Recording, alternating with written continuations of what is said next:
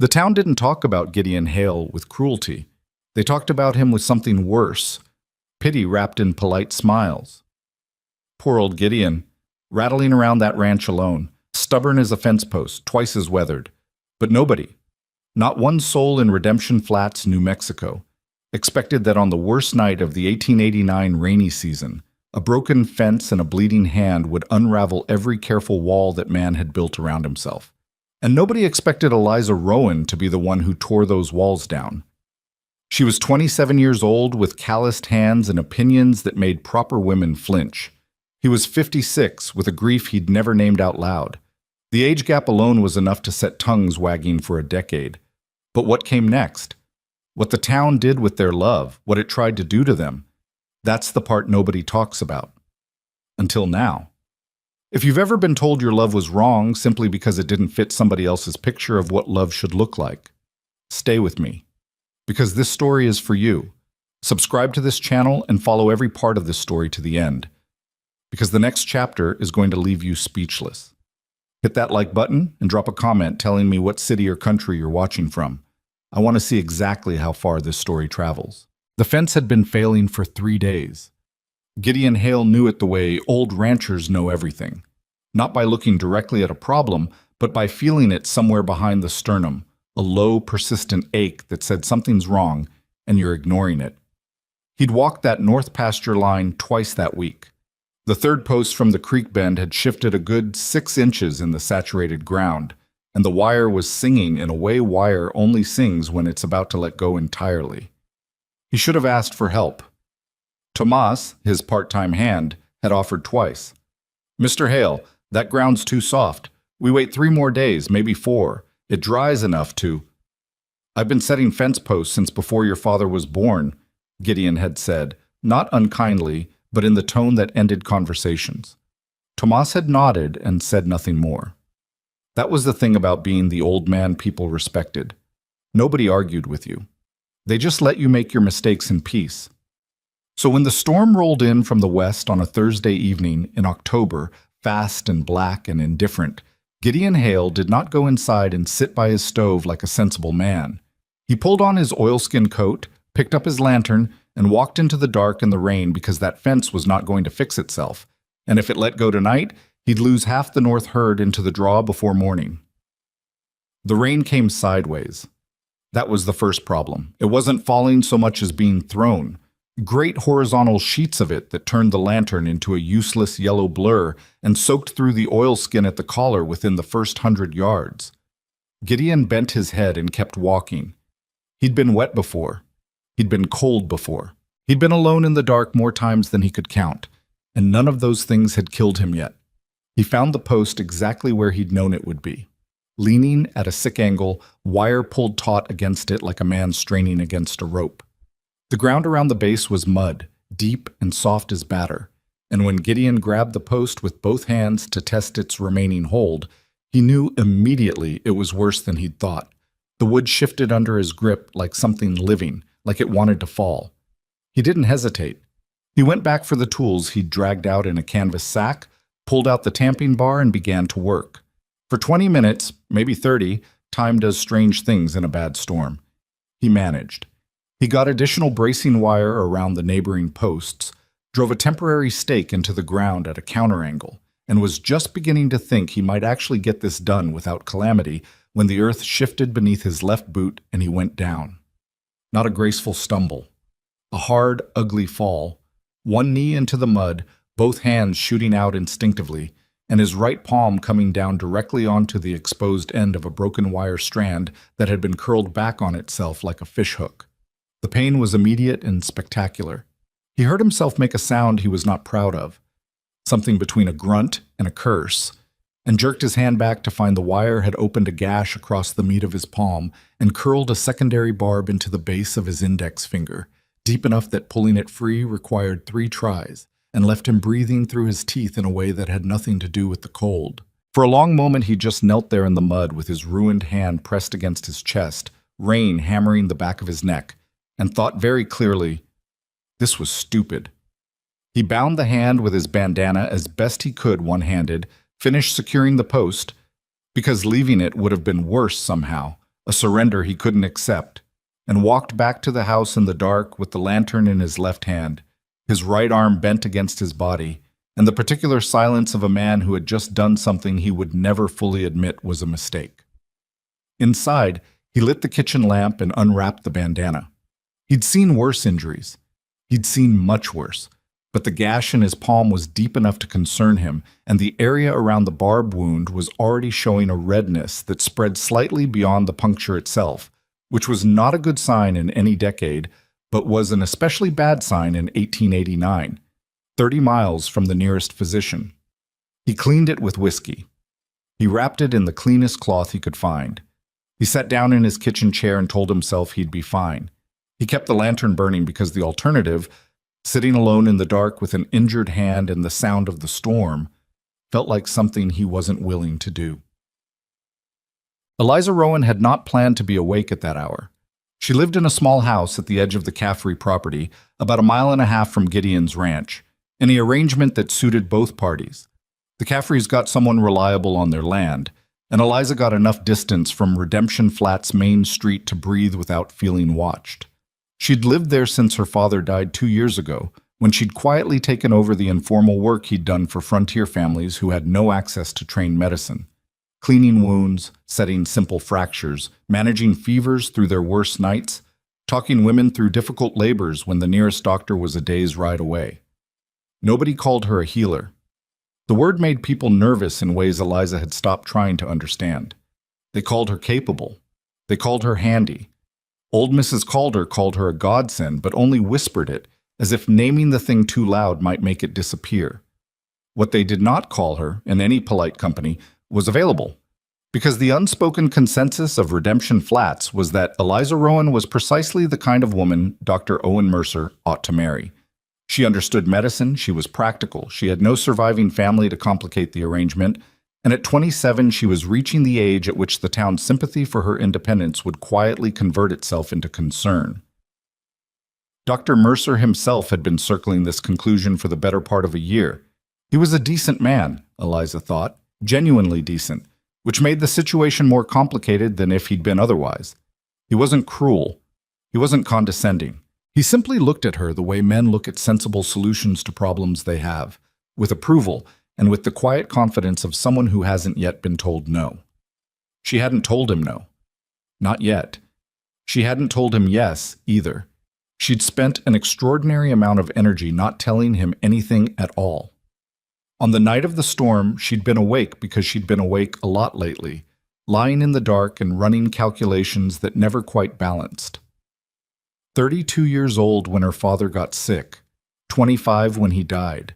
2 years since then, and she was no closer to understanding why the thought of building a life with a kind, steady, suitable man made her feel like she was standing in a room that had all the right furniture, but none of the air. She got up to get water. She stood at the window while the storm made theater of itself outside, and that was when she saw it.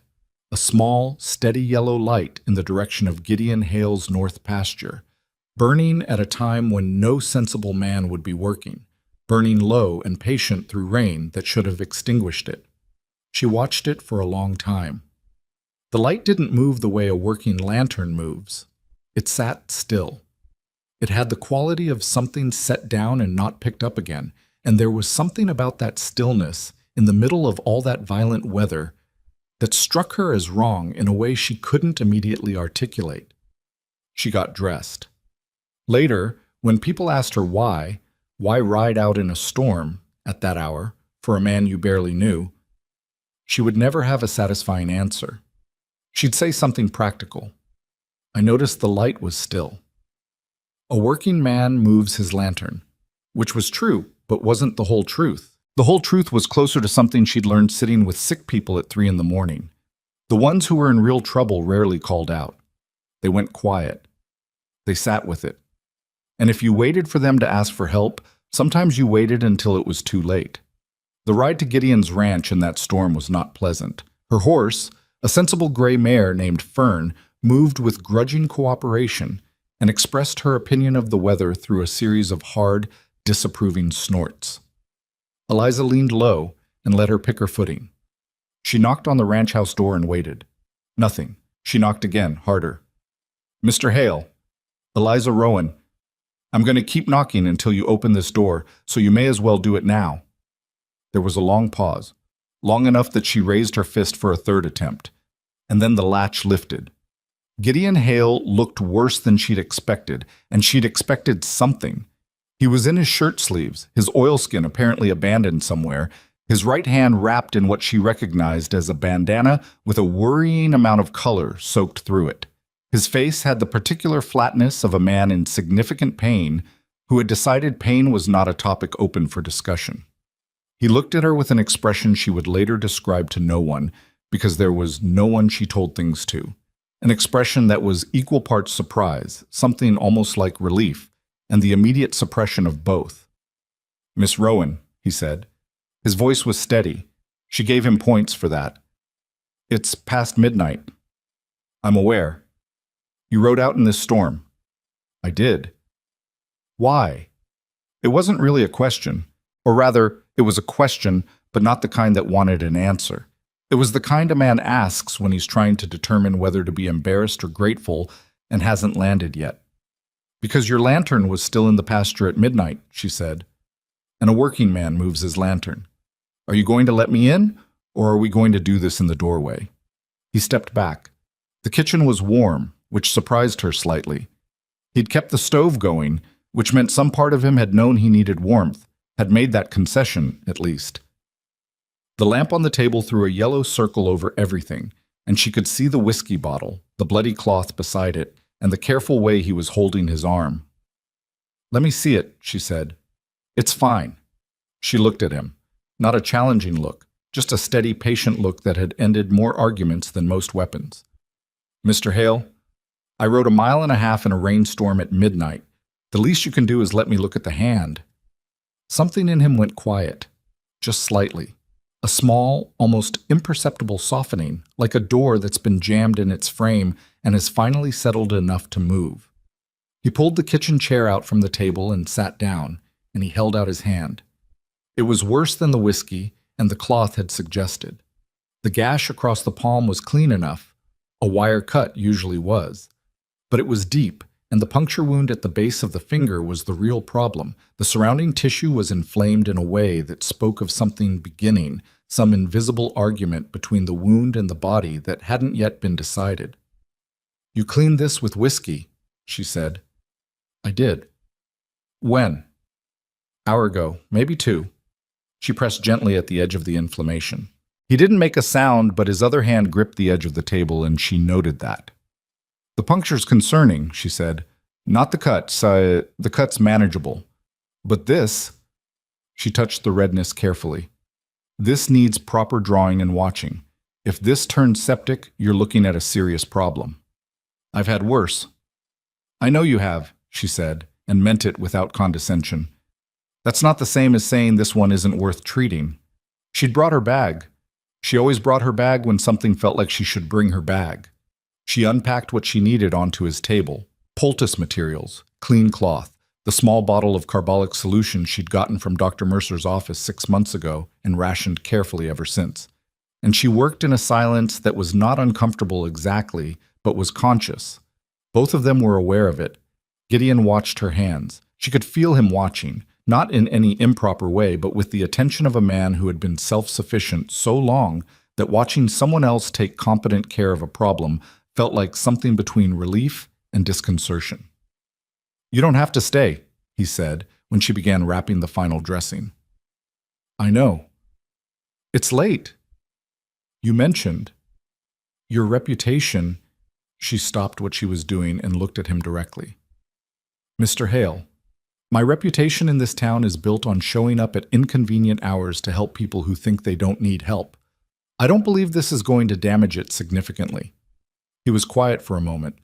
Then, and she would think about this later, would think about it more than made sense, the corner of his mouth moved. Not a smile exactly, but the ghost of something that might have been one, if ghosts were in the habit of looking exhausted, grudgingly amused. "Fair enough," he said. She finished the dressing. She told him what to watch for, what would be normal over the next 2 days, and what would mean he needed to stop being stubborn and send someone for her. She told him to keep the hand elevated while he slept and to change the outer cloth in the morning. He listened to all of it without interrupting, which she appreciated. Most men interrupted. "I'll come back tomorrow to check it," she said, packing her bag. "You don't?" "I know I don't have to. I'm coming anyway." She looked at him. "Unless you'd prefer to handle this with more whiskey and stubbornness?" He said nothing, which she took, correctly, as agreement. She rode home in the rain, which had gentled somewhat, just a steady falling now without the anger behind it. She tried to organize her thoughts into something sensible and found they weren't particularly interested in being organized. She thought about his hand. She thought about the careful way he'd held it before she arrived, managing the pain in private. She thought about the kitchen that was warm because some part of him, underneath all that self-sufficiency, understood that warmth mattered. She thought about the ghost of a smile. "Stop it," she told herself with the firmness she used for patients trying to do too much too soon. She got home. She changed into dry clothes. She lay in the dark and listened to the rain find its rhythm on the roof above her. She told herself she was thinking about the wound, the inflammation, the need for a follow-up tomorrow. She almost believed it. What? The next morning, Redemption Flats woke to clear skies and muddy streets, and the particular fresh smell that comes after a serious storm.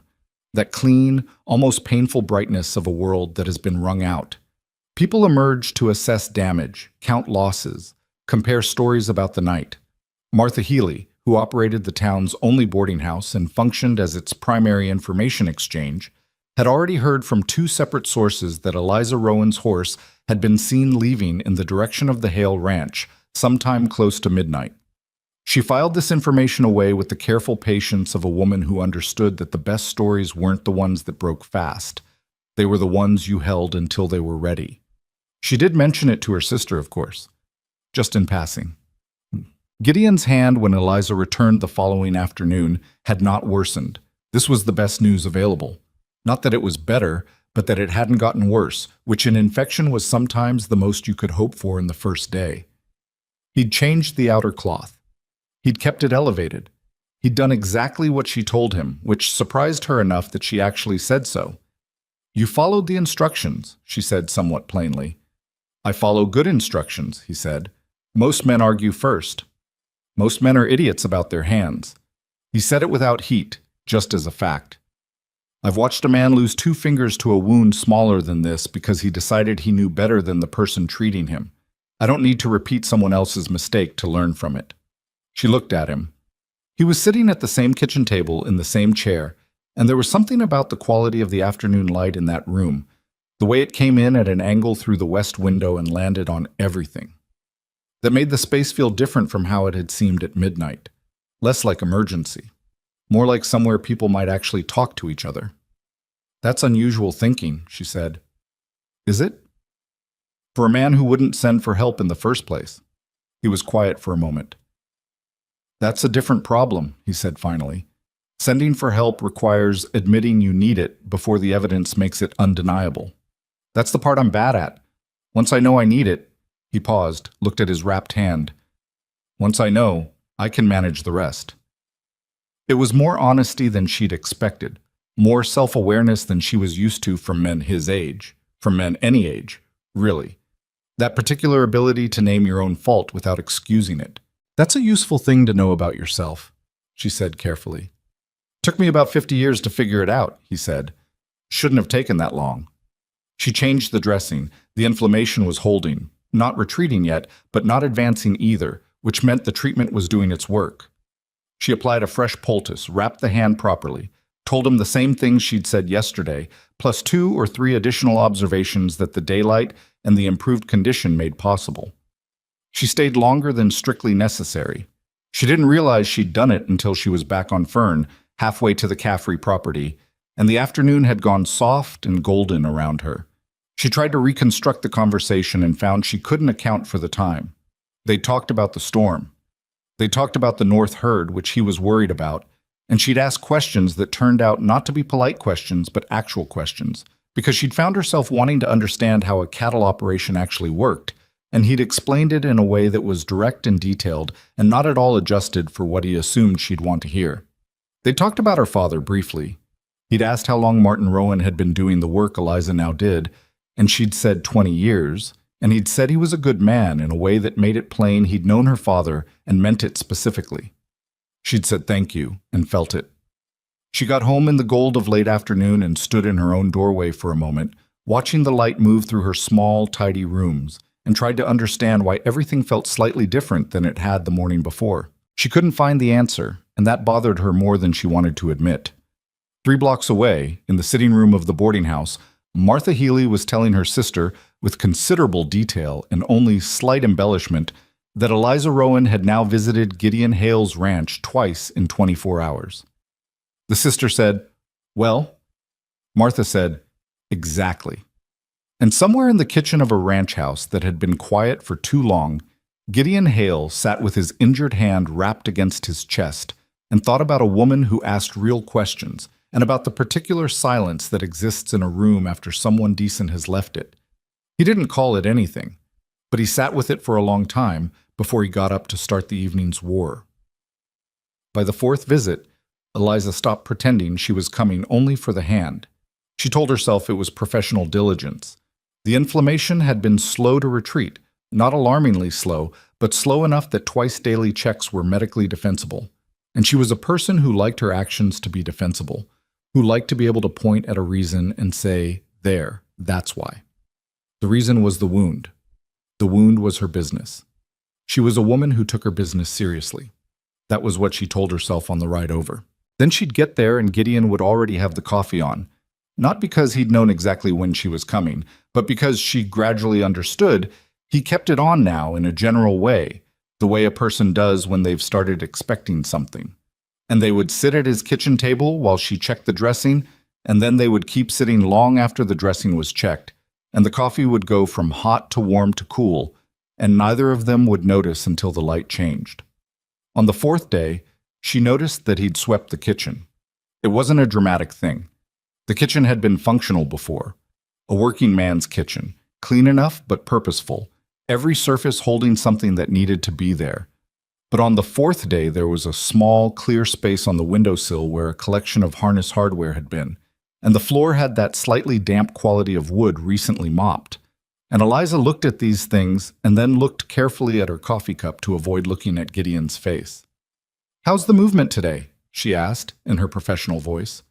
"Better," he said. "I can close the fist about 3/4. "Let me see."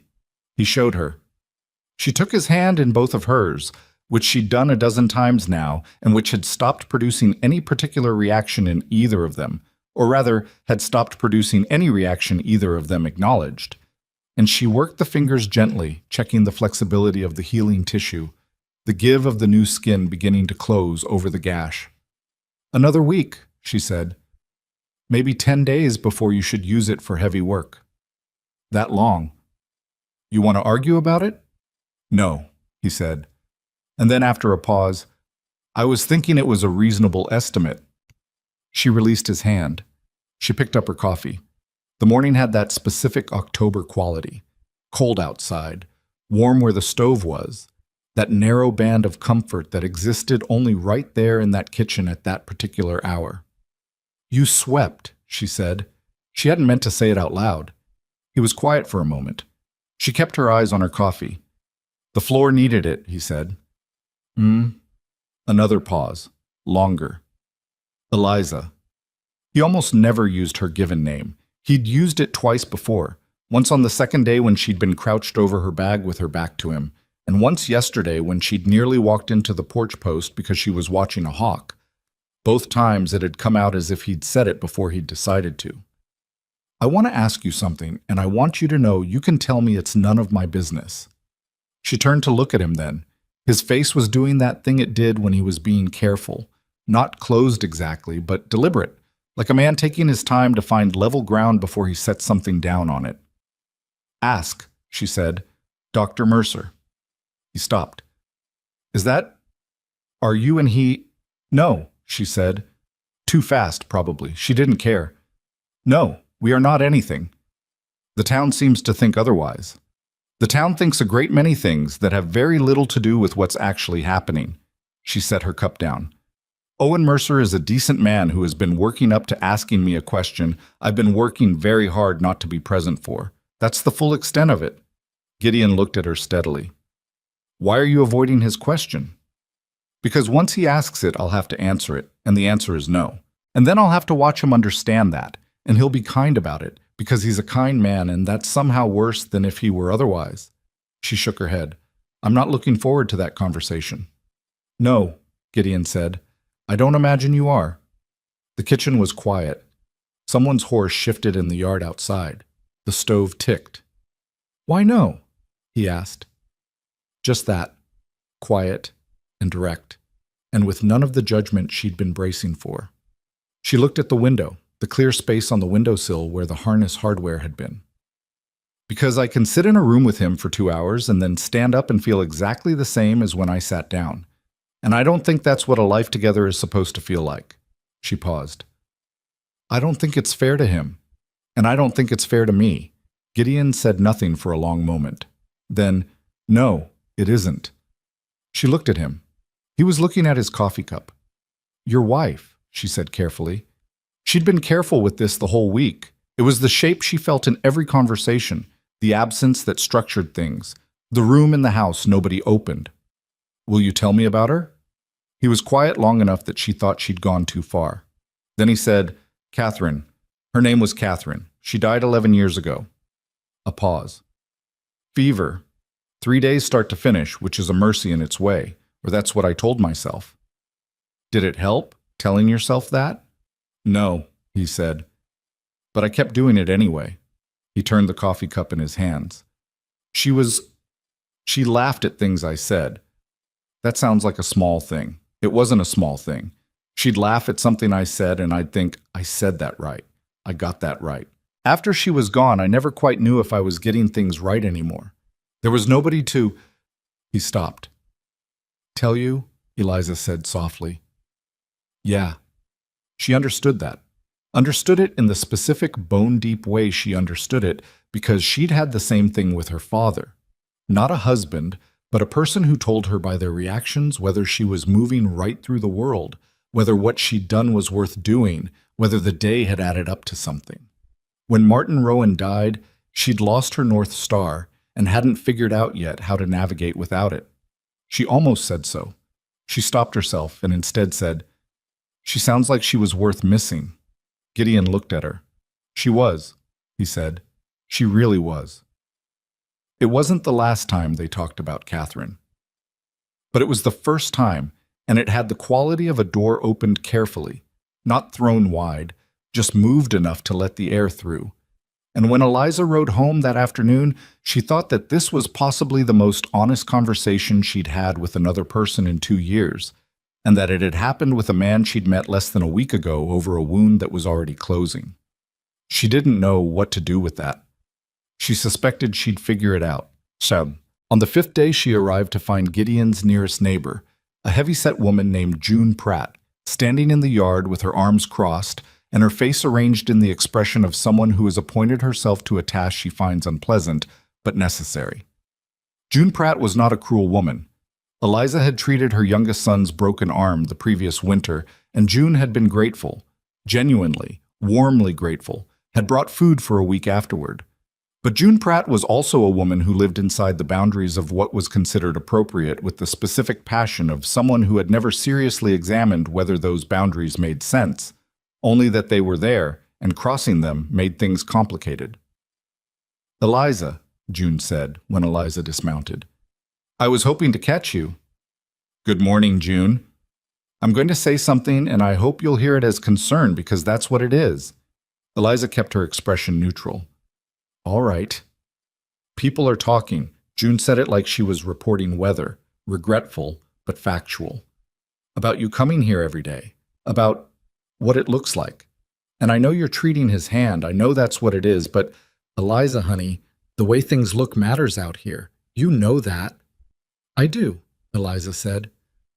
I also know that when John Ridley had that infected leg last spring, I came to his ranch 6 days in a row, and nobody felt the need to mention how it looked. June's mouth opened and then closed. That's... John Ridley is 63 years old and married.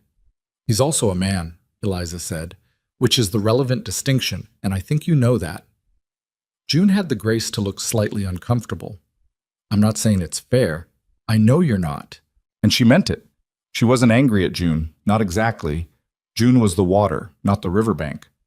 But the hand needs treating, June, and I'm the person who's treating it. If that produces gossip, that's the town's problem to manage, not mine. She went inside. Gideon was at the kitchen table. He'd clearly heard some portion of the conversation. His windows were not thick, and June Pratt's voice carried. His expression when she came through the door had an apology in it that he hadn't said out loud yet. You don't have to, he started. If you tell me I don't have to come back, she said, setting her bag down. I'm going to be annoyed with you. Is that what you want? A beat. No. Then let me look at the hand. He held it out. She worked in the silence for a moment, checking the progress. And it was good. Genuinely good. The skin closing cleanly, the inflammation retreating, the wound doing what wounds were supposed to do when they were treated properly. She should have felt only satisfaction about this. She was aware that she felt something else alongside it, something that had more to do with the fact that healing hands meant fewer reasons to keep coming, and she was aware that this was a problem she would have to deal with honestly at some point soon. She's not wrong, Gideon said. June. About the talk. She's not wrong that it's happening, Eliza agreed. She's wrong that it's a reason for me to stop. He looked at her. People will say things about you. People already say things about me. They say I'm too independent, too attached to my father's work, too particular about my opinions. She tied off the fresh dressing with more precision than strictly required. I've been too much of something or other my entire adult life, Gideon. I stopped changing my behavior to manage it, and things got considerably easier. He was quiet. Then, the age... Stop! She said it gently, but she said it. I know what you're about to say, and I'd like you to not say it yet. Can you do that? Something moved through his face. Surprise, she thought, and then something softer. Yeah, he said. I can do that. Good. She stayed 2 hours. They talked about the North Herd again, and about a dispute he was having with the county over a water rights question that had been unresolved for 3 years, and she offered an opinion that surprised him. Not because it was wrong, but because she understood the legal dimension of it better than he'd expected. And he told her so. And she told him her father had handled similar questions for 3 different ranching families, and she'd been present for most of the discussions. You learned a lot from him, Gideon said. He taught me everything I know, and about half of what I think, she said. The other half I had to figure out the hard way. What's the hard way half? She considered this honestly. That being right about something doesn't mean people will thank you for it. That grief doesn't have a schedule, that... She paused. That waiting for someone to be ready is sometimes patience and sometimes cowardice, and it's not always easy to tell the difference. Gideon was very still. Which is it right now? He asked. His voice was quiet, level. She met his eyes. I'm not sure yet, she said, but I'm thinking about it. The week turned. The hand continued to heal. Eliza continued to come.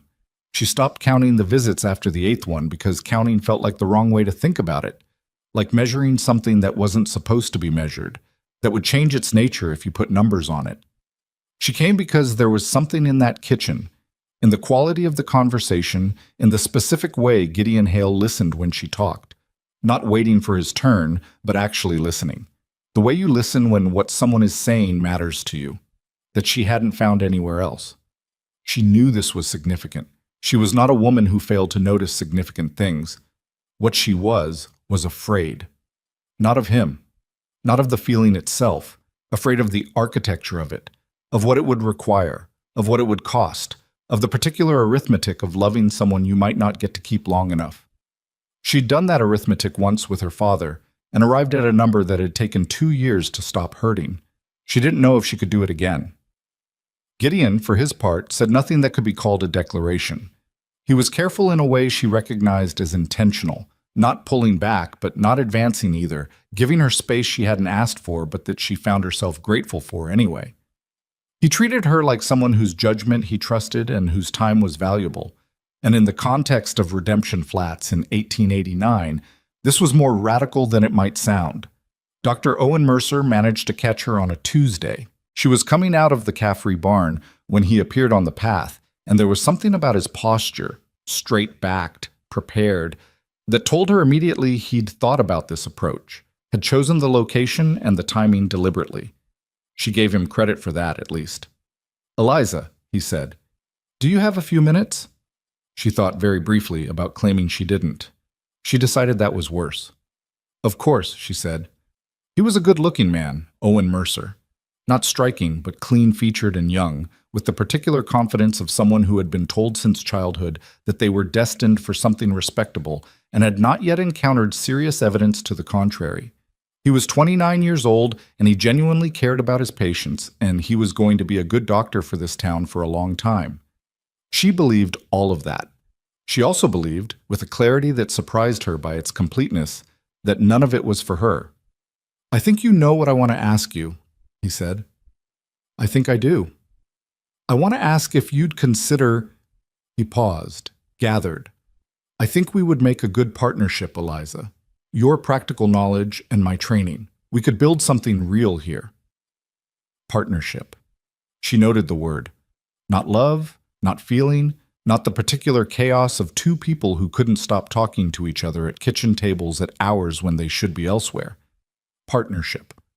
It was an honest word, she supposed. It described what he was offering accurately.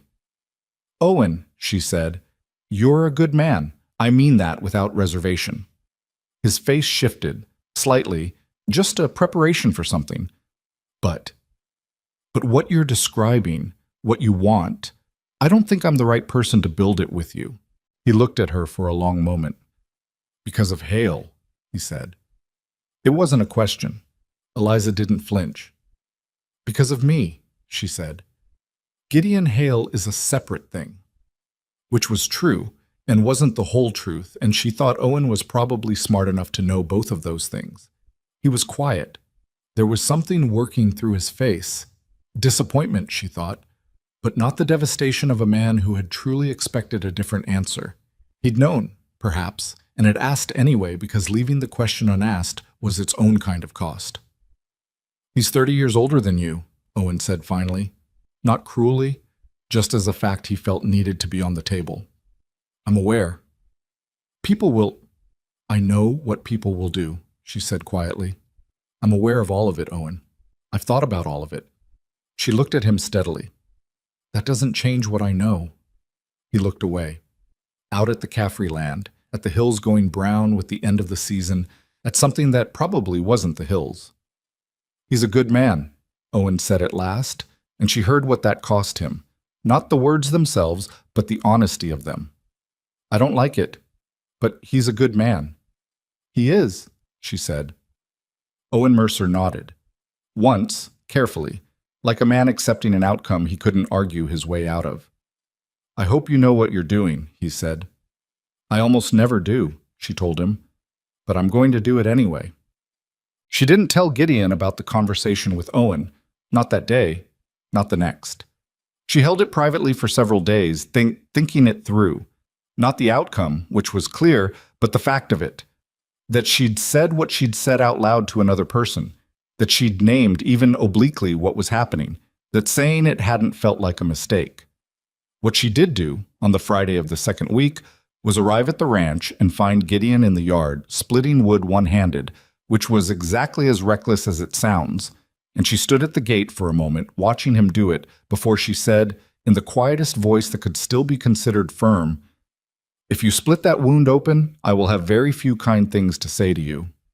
He stopped. He had the grace to look like a man who knows he's been caught. "The wood needed—" "The wood can wait," she said. "Come here."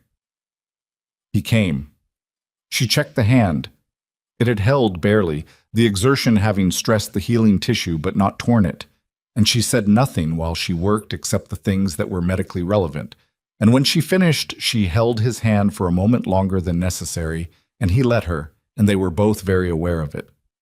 "I'm not good at waiting," he said. "I never have been." "I know," she said. "Eliza." Her name in his voice. She'd noticed she'd started listening for it. "I need to say something, and I need you to not stop me this time." She released his hand. She looked at him. "I'm 56 years old," he said. "I know what I look like to this town. I know what I look like to you, maybe. An old man rattling around a ranch who doesn't have the sense to stay out of storms." He stopped, breathed. "But when you're here, He looked away, at the yard, at something. "I remember things I'd stopped expecting to feel. And I'm not going to pretend I don't, because I've been pretending things were fine for 11 years and I'm done with it. I'm too old to keep doing that." The yard was very quiet. "I'm not asking you for anything," he said. "I don't want you to think I'm—" "Gideon." She said his name the way he said hers, before she'd decided to. "I'm not afraid of what you're asking. I'm afraid of what I'm answering." He turned to look at her then. His face was open in a way she hadn't seen it before. Not the careful, deliberate face he wore in public, not the managed expression of a man who'd learned to keep things internal. Just open, a little raw. The face of a person who has said the true thing and is waiting. "My father was the most important person in my life," she said, "and I watched him die by inches over 8 months, and I held his hand at the end, and I thought—" She stopped, steadied herself. "I thought never again. I thought I could not survive doing that again, building something with someone, and then losing it," Gideon said. He said it softly. "Yeah. But," she looked at him, "but I'm standing here and I'm talking to you, and I have been standing here, and I have been talking to you for 2 weeks, and I can't—" She exhaled. "I can't figure out how to stop." The air between them had the quality of something held in suspension. Not broken, not resolved, just present, just existing in the space between two people who have said enough true things that the next silence means something. "I'm not going anywhere," Gideon said finally. "I know that's not a guarantee. I know nothing is." He held her gaze. "But I'm not going anywhere on purpose, and I'd like it very much if you kept coming here. Not for the hand. The hand is fine." A pause. "For whatever this is." For whatever this is, she thought about that for a long time, even standing there, even while everything in her that was afraid pulled in one direction, and everything that recognized something true pulled in the other. "All right," she said at last, "for whatever this is." She stayed until the light went flat and the stars began to suggest themselves, faint and tentative in the east.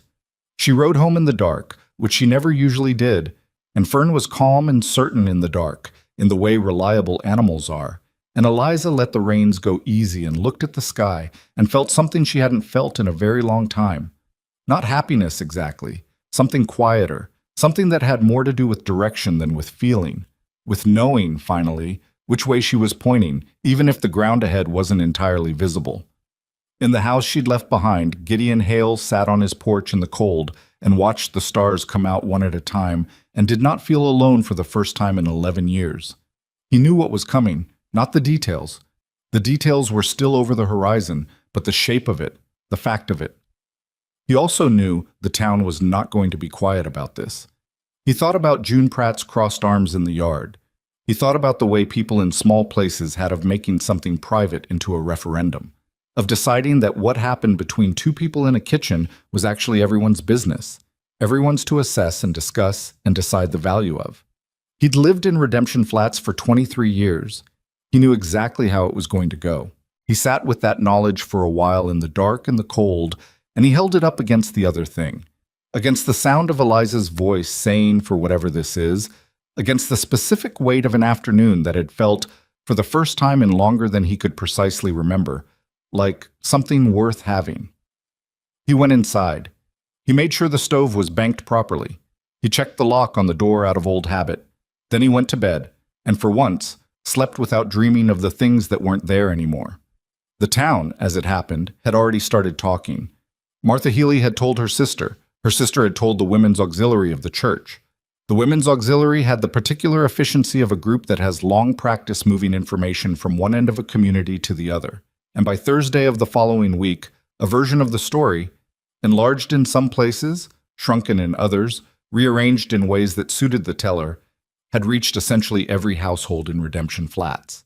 What they were saying ranged from merely speculative to genuinely mean, and the genuinely mean part had located, with the precision that gossip always manages, the exact points of vulnerability: her age, his age, the difference between them, the impropriety of her visits, the question of what a woman her age was thinking, the question of what a man his age was thinking, and most pointed of all, the suggestion, spoken quietly but spoken, that perhaps Eliza Rowan, who had no family money and no husband and a precarious kind of independence that depended entirely on people's goodwill, was making a very calculated decision about a very solvent ranch. Eliza heard this last piece through a patient, a woman named Frances Dole, who told her with the specific discomfort of someone delivering news they believe the recipient deserves to have, regardless of how painful it is. Eliza thanked her. She finished treating Frances's daughter's earache. She rode to the Caffrey property and sat in her small house for an hour without lighting the lamp. She wasn't crying. She wasn't quite angry. She was doing something more exhausting than either of those things, which was trying to decide if what people were saying about her had changed anything. If the thing people were calling her changed the thing she actually was. If the story the town was telling about her intentions was more true than the story she knew about them from the inside. After an hour, she concluded, no, it hadn't changed anything. She lit the lamp and cooked her supper and thought about what it would actually cost her to walk forward into this. The social cost, the daily friction of being the subject of the town's concern, the particular loneliness of being talked about by people who meant you well and reached the wrong conclusions. She held all of that honestly and didn't minimize it. Then she thought about the kitchen, about the coffee gone cool, about the clear space on the windowsill where the harness hardware used to be. She thought about the sound of his voice saying her name before he'd decided to. She put the thought of the town's opinion in one hand and the weight of that kitchen in the other, and she held them there and looked at them clearly, and the scale was not even close. She washed her supper dish. She went to bed. She was back at the Hale Ranch the next morning before the coffee had finished. The pressure arrived the way most pressure does. Not all at once, but in increments, each one small enough to dismiss until suddenly you were standing under the weight of all of them at once and wondering when exactly that had happened. It started with looks. The particular kind that slide away when you meet them, not hostile enough to confront, not friendly enough to ignore. Eliza noticed them at the feed store, at the dry goods counter, in the brief exchanges that constituted social life on a frontier street. People were polite. People in small places are almost always polite, which is how they manage to make you feel terrible without ever saying anything you could reasonably object to. Then it progressed to the things said within her hearing that were technically not said to her. A comment about the weather segueing into something about how young women made unwise decisions in isolation. A remark about the Hale Ranch that ended just before it became a remark about her. The studied pause, the redirected sentence, the smile that had something behind it she wasn't meant to name out loud. And then, one morning in the third week of November, her sister arrived. Clara Rowan. Clara Briggs now, 3 years married to a cattleman in the next county over, did not give advance notice of her visit. This was itself a statement. Clara was a woman who understood the rhetoric of gesture, who knew that arriving unannounced was its own kind of argument, the kind that starts before anyone has opened their mouth. She was sitting in Eliza's small house when Eliza got home from the Hale Ranch, which meant she'd been waiting, which meant she'd been there long enough to form opinions about the state of the house, the hour, and everything she imagined those things to mean. "You look different," Clara said, as Eliza came through the door. "Good afternoon to you too," Eliza said, and hung her coat.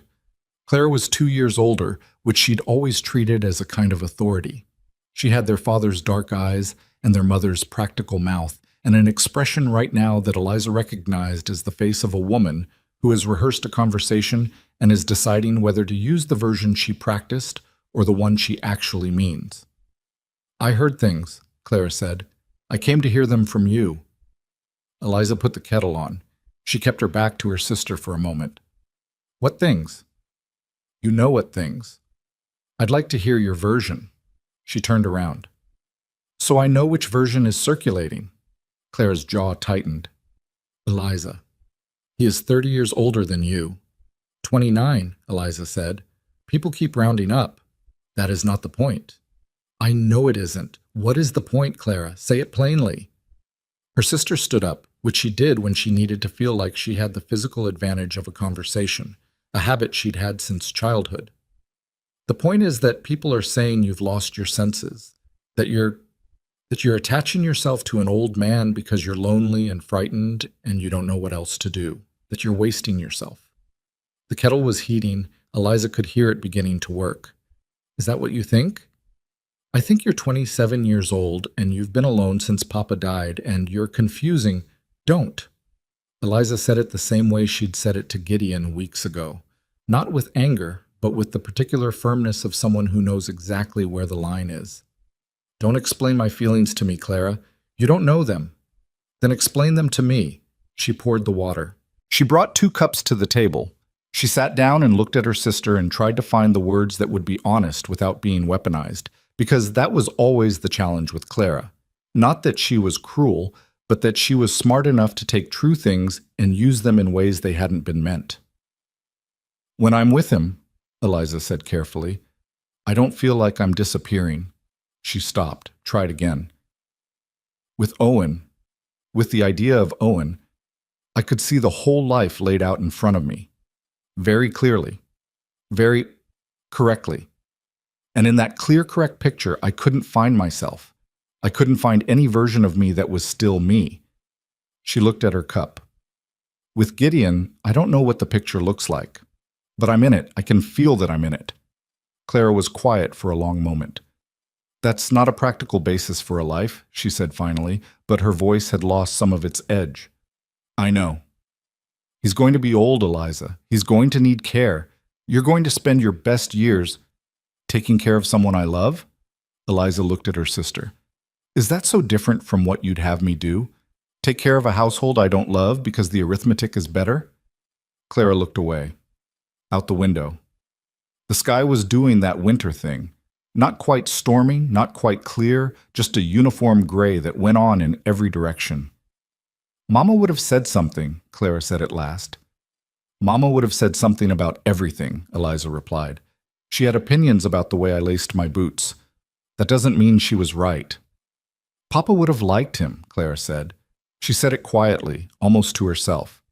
Eliza stopped. What? Clara turned back from the window. I said Papa would have liked him. I met Gideon Hale once, years ago, at a town meeting. He was one of 3 men who actually listened when Papa was speaking, not waiting for their turn. Actually, listening. A pause. I remembered that. The kitchen held them both for a moment. I don't want you to get hurt, Clara said. She sounded suddenly much less like a rehearsed argument and much more like a sister. That's what it is. That's all it is. I know, Eliza said, and more gently, I know that's all it is. Clara drank her tea. She did not give her blessing. That wasn't a thing Clara was built to do easily. But she stayed for 2 hours, and when she left there was no longer an argument between them, just the ordinary, complicated weather of 2 sisters who love each other in the way family loves, imperfectly, with conditions, with history, but without question. Eliza stood in the doorway and watched her go, and then went back inside and sat with the specific quiet of a house where something difficult has just passed through and left it cleaner. She thought about what Clara had said.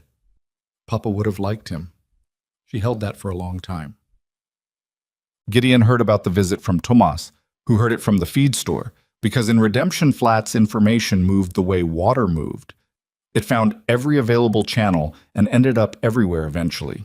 He didn't bring it up directly.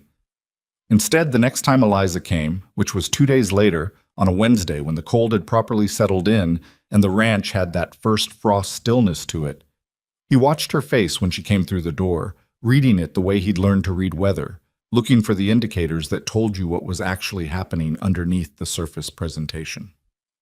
She looked tired. Not defeated, he'd learned the difference in her face, but the specific fatigue of someone who has been defending something and is tired of the defending even though they haven't stopped. He waited until the coffee was poured. Then, "You all right?" Clara came. "I know." She looked at him. "Of course you know." Not bitter, just recognizing the reality of living in a place that small. "What did you hear?" "That she came. That she left." He paused. "That it didn't look like either of you were destroyed by it." "That's more or less accurate." She wrapped both hands around her cup. "She's not wrong about the practical things, Gideon. I'm not going to pretend she is. The math is what it is. The things people are saying about it are going to keep being said." "Yeah," he said. I need you to know that I know all of that. That I'm not walking into this with my eyes closed." She looked at him steadily. "I need you to know it so you can't decide later that you were protecting me from something I didn't understand." He was quiet for a long moment. "I wasn't planning to." "Good. But I want to say one thing." He set his cup down. "I've been thinking about the practical things too, about what this looks like from the outside and what it means for you specifically. Not for me. I've had a life. I've done the things a person does. You're 27 years old, and what I'm asking you to step into is, it has a cost. I know it has a cost, and I want you to know that I know that. I'm not going to pretend it doesn't." Eliza looked at him for a long time. "You're not asking me anything," she said carefully. "Not yet." "No," he agreed. "Not yet." The distinction mattered. Both of them understood why. Not yet was honest. Not yet meant something was coming, meant the ground ahead existed even if it wasn't visible from here, and the knowing of it was enough for now. Was more, actually, than most people offered. She stayed until dark. This had become normal. Neither of them had said it was normal. It had simply become that, the way certain things do when you stop fighting them. Gideon walked her out to where Fern was waiting, patient and unimpressed by the cold the way old, reliable horses are. He helped her mount, not because she needed it, but because they were both at a point where the brief contact of something as simple as that had a weight they were willing to acknowledge, and he held the reins while she settled, and then he held them a moment past when he needed to. 3 weeks ago, he said, looking up at her, I was sitting in this yard in the mud with a bleeding hand trying to convince myself I was fine. You were very convincingly not fine, she said. The worst part is I believed myself. She looked down at him. The dark was full around them, and the cold was genuine, and she was warmly dressed, and he was not, standing there in the yard with his breath making small clouds, and the whole scene had the quality of something that would last in memory. The specific textures of it, the cold and the dark, and the patient horse, and the man standing in the yard looking up at her. I'll be back Thursday, she said. I know, he said. She turned Fern toward home. He stood in the yard until the sound of hooves faded entirely, and then he went back inside, and the kitchen had the trace of her in it still. The 2 cups, the smell of coffee, the chair not pushed fully back to the table. He left it exactly as it was. December arrived and brought the real cold with it, the kind that cracked wood and stiffened hinges and made the mornings a negotiation between the body and the temperature before anything else could happen. Eliza moved between the Caffrey property and the Hale Ranch with a regularity that had stopped being remarkable to her personally and had become instead a fixed point. One of the things she knew about her days, the way she knew the direction of the wind and the sound the Caffrey house made when the temperature dropped past a certain point. What was remarkable was what she found happening in the workshop behind Gideon's barn. She noticed it first by accident, coming around the south side of the house one morning and catching, through the workshop's high window, the glow of a lamp at an hour when Gideon was usually already out on the range. She didn't say anything. She filed it alongside the other small mysteries she'd been collecting, the way he occasionally redirected her when she headed toward the barn, the sounds she'd hear sometimes in the early evening that weren't the sounds of ranch work, the fact that Tomas had twice arrived before she left and twice been sent on an errand of suspicious convenience. She was curious. She was also, she realized, willing to let him have the mystery. There was something about the fact of a secret that wasn't hidden cruelly but carefully, something that felt like being considered, like someone thinking about you with intention when you weren't there to see it.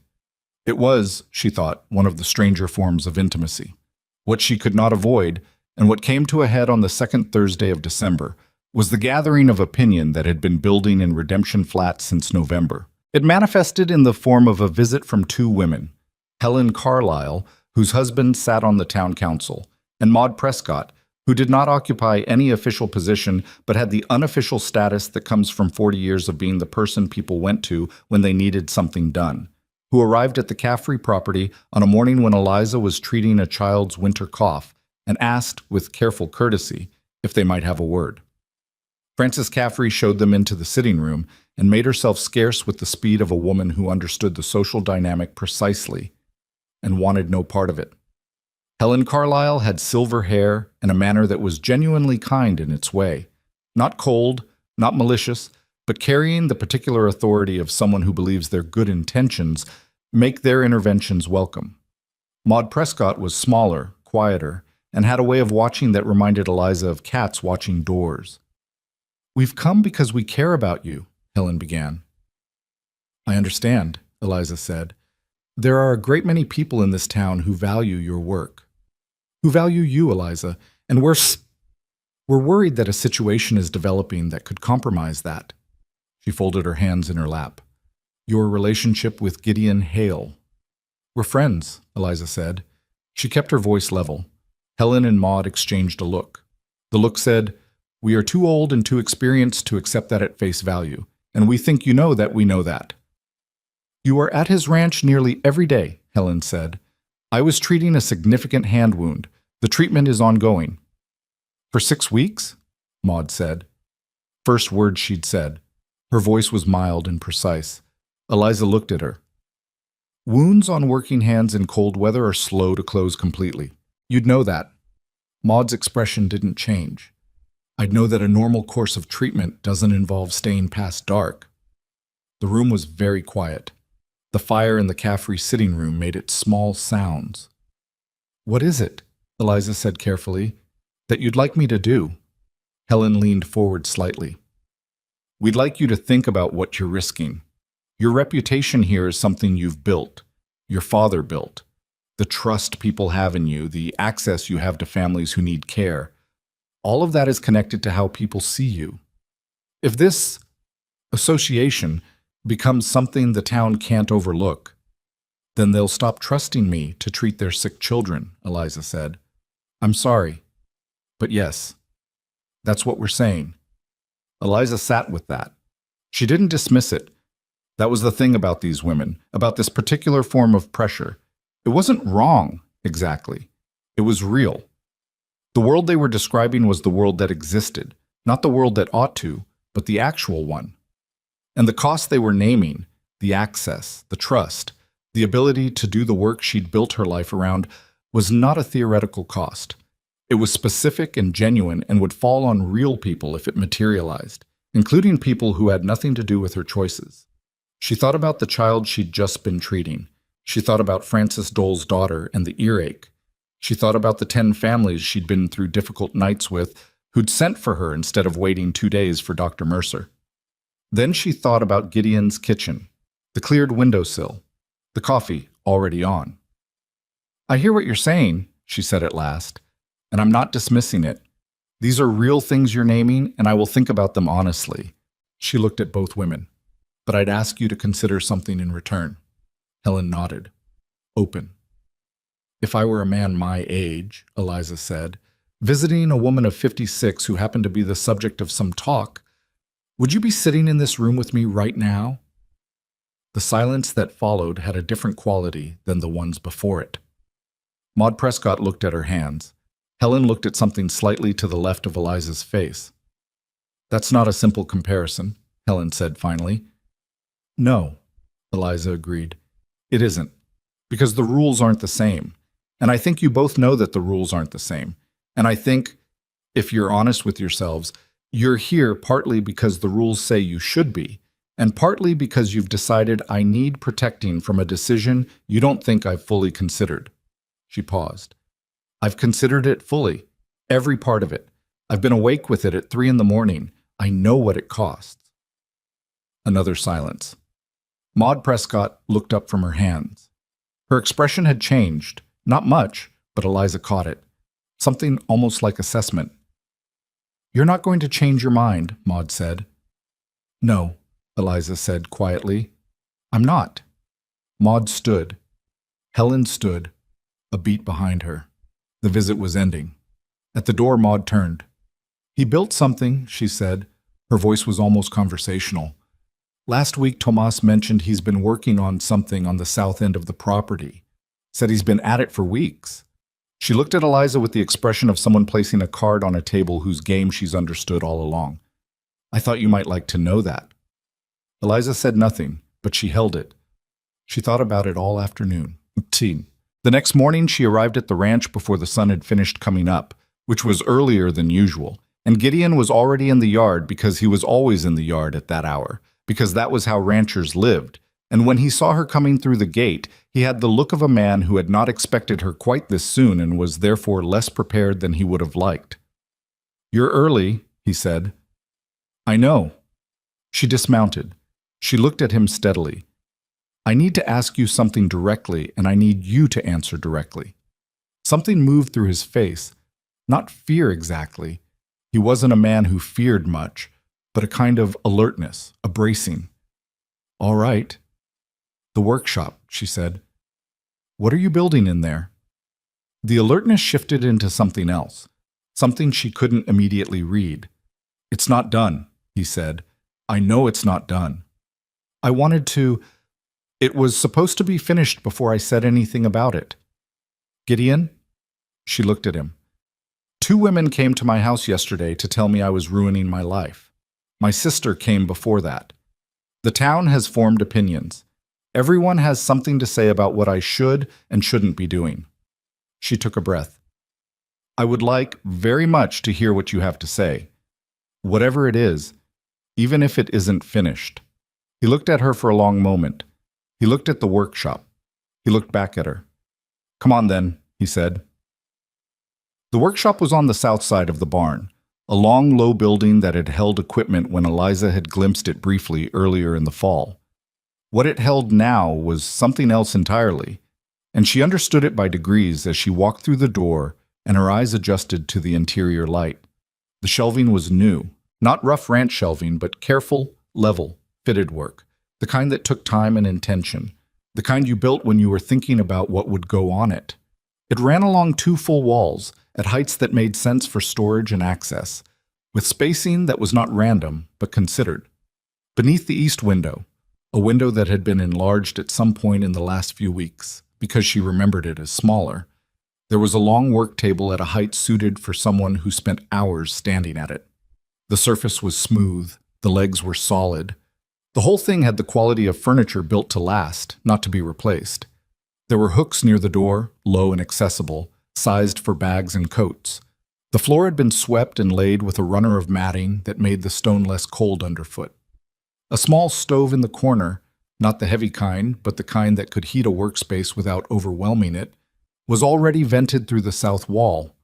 She stood in the center of it and turned slowly. Everything in the room made sense. Not the general sense of a room put together decently, but the specific sense of a room built around the requirements of a particular kind of work. Her work, she understood, with a clarity that arrived all at once and made her breath catch. The shelves were for medicines, for supplies, for the organized storage of what she carried in her bag and constantly ran out of space for.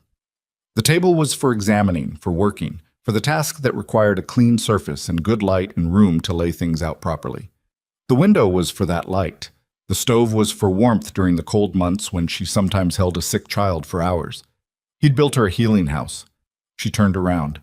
Gideon was standing just inside the doorway watching her, and his face had the expression she recognized now as the one he wore when he'd done the true thing, and was waiting to find out what it cost. "The shelves on the right," he said quietly. "I wasn't sure about the spacing. If they're wrong, I can adjust them. And the table. Thomas told me what height made sense for a work surface, but if it's wrong..." "It's not wrong," she said. Her voice was not entirely steady. "There's room for a second chair if you need someone with you for difficult cases. And I thought about a separate entrance, so patients could come in without going through the yard, but that would have meant moving the..." "Gideon," she stopped him. "Stop."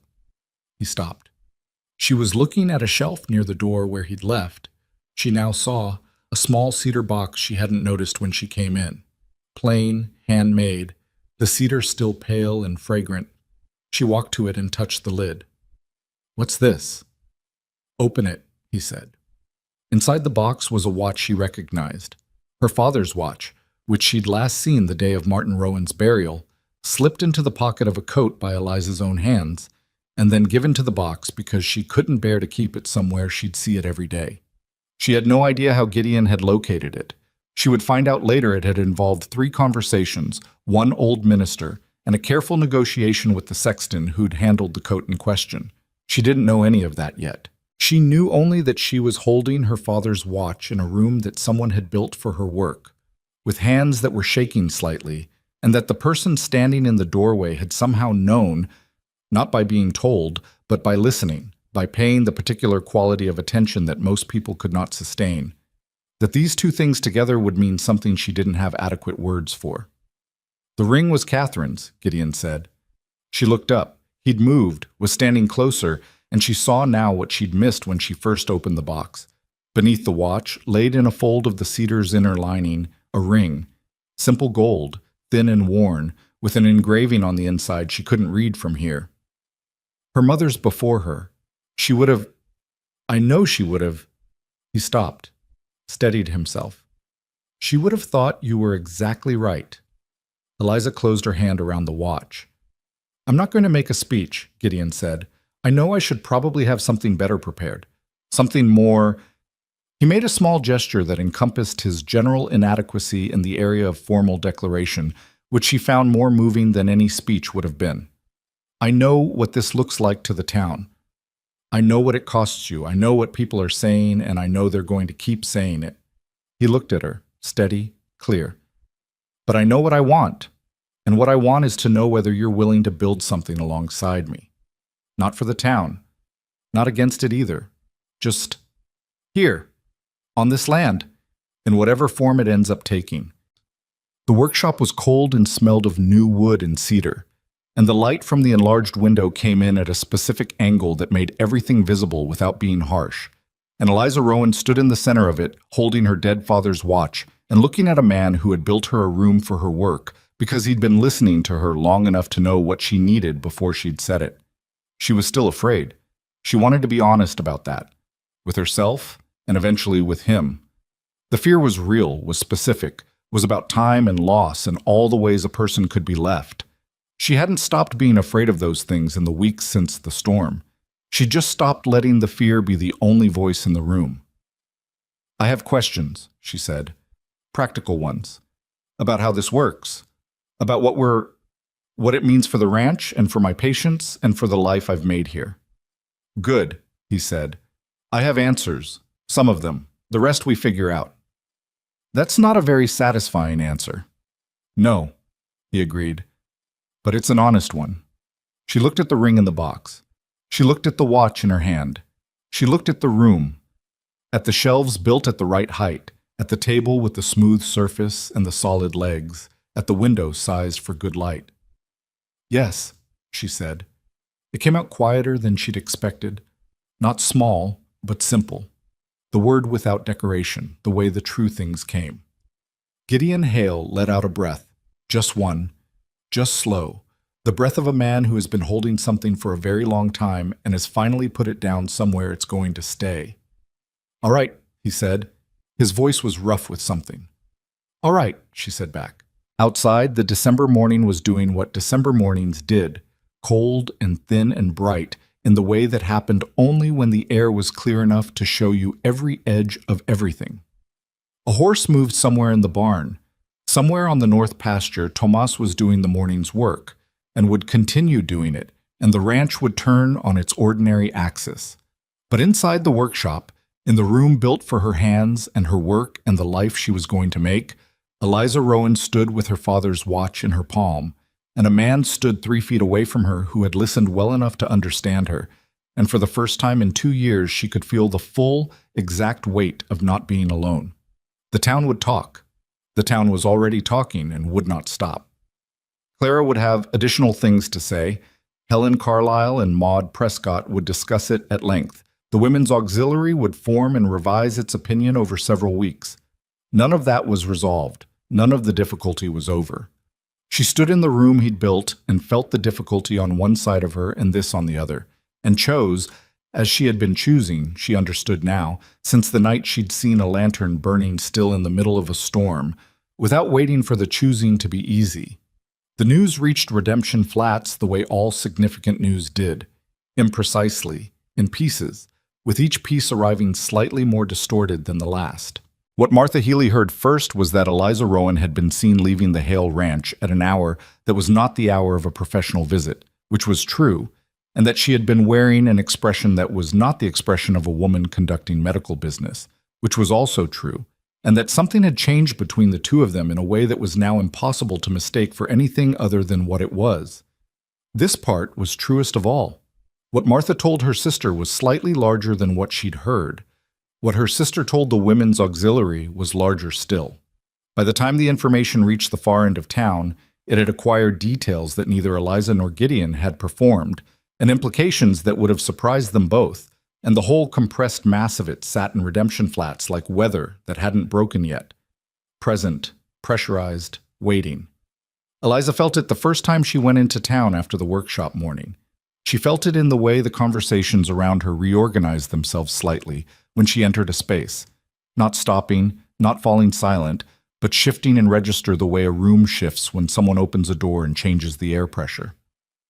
She bought what she needed at the dry goods counter and said good morning to 3 people who said good morning back, and all of it was perfectly civil and entirely aware of itself in a way that ordinary civility wasn't. She rode home and thought about what Gideon had said. Not for the town, not against it either. She held that and tried to feel its truth, and mostly she did. The mostly was what she had to work with. What she had not anticipated, and what arrived on a gray Tuesday in mid-December like something she should have seen coming but hadn't, was the conversation with Gideon about the wedding itself. He brought it up carefully, in the way he handled things he knew were going to require navigation, by starting somewhere adjacent and moving toward the center by degrees. They were in the kitchen, the stove was going, the coffee was hot, which meant she'd arrived while it was still morning. "I've been thinking about timing," he said. She looked up from her cup. "For what?" "For the wedding." He said it plainly, because that was how he said things. Whether we do it soon or whether we wait until spring, and how either of those things affects what the town is going to make of it. "What are the options?" she said. Not a question, because she already knew the options, but she wanted to hear how he framed them. "Soon, say January. And people say we rushed because we had to. Because there was something that needed covering." He paused. "Spring, and people have spent 4 more months deciding what it means and saying so. And we've spent 4 more months living in this, in between." "The in-between isn't comfortable," she said. "No." He looked at his hands. The right one was fully healed now, the skin closed, a thin pale scar across the palm that she knew better than she knew most things at this point. "But comfortable isn't the main thing I'm deciding by." "What is the main thing?" He looked at her. "What's right for you, specifically? Not for the story the town tells, for you. What you need the time to look like." She thought about this honestly, which was the only way she knew how to think about hard things. She thought about the 4 more months of the in-between, of the visits that were both everything and undefined, of the specific daily cost of being almost somewhere without being there.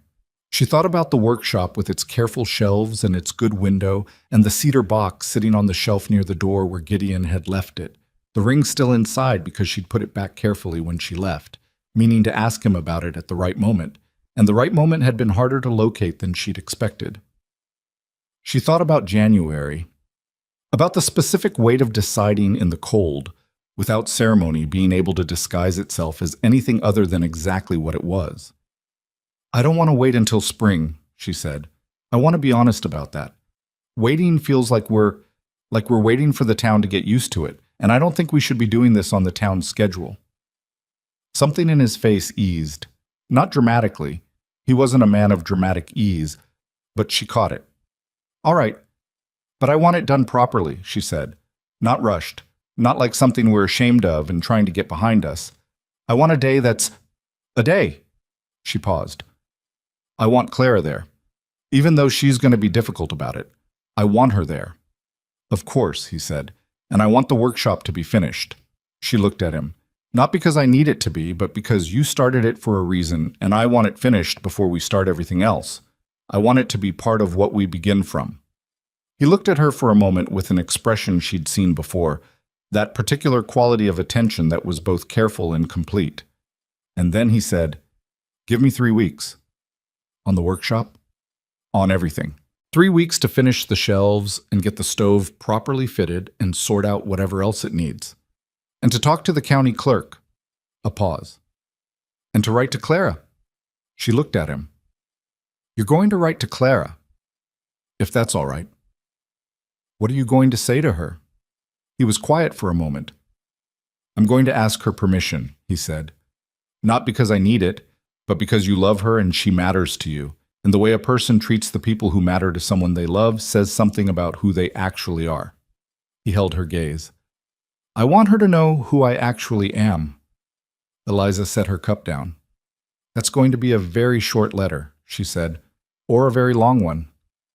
Probably long, he agreed. I have a lot to account for. She looked at him.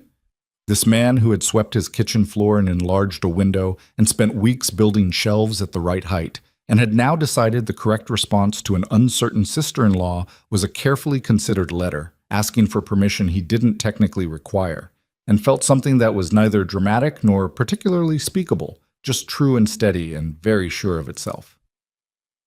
3 weeks, she said. 3 weeks. He wrote the letter to Clara that evening, which was longer than he'd intended and said more than he'd planned to say, which was probably right. He told her about Catherine, not everything, but enough, the shape of it, the 11 years of knowing how much it mattered to have someone who told you whether you were getting things right. He told her that he understood what he was asking Eliza to walk into and that he didn't take the cost of it lightly, and that the workshop, which he described in some detail, was not a gift exactly, but an attempt to make the cost into something that served her, that turned what she was giving up in terms of the town's comfortable approval into something she could actually use for the work she'd built her life around. He told Clara that Martin Rowan had been a good man and that he'd known it, and that whatever Martin would have said about this, he hoped it wouldn't have been entirely unfavorable. He sealed the letter and sent it with Tomas on the Wednesday mail run, and then went back to the workshop and worked for 3 hours on the secondary shelving that still needed fitting. Clara's reply came 9 days later. It was 2 pages. The first page was Clara being Clara. Thorough, pointed, not unkind, but not easy either. A list of legitimate concerns rendered in the careful language of a woman who wanted to be heard before she was dismissed. Gideon read it twice and didn't disagree with most of it. The second page was different, shorter. The handwriting had changed slightly, the way handwriting changes when someone stops drafting and starts actually writing. It said, My father had an expression for men he trusted. He called them steady. He didn't use it often. I'm going to choose to believe that you are steady in the way he meant it. If I am wrong, you will hear from me again. If I am right, take care of her in the way she deserves. She deserves more than people usually think to give her. He read that page 4 times.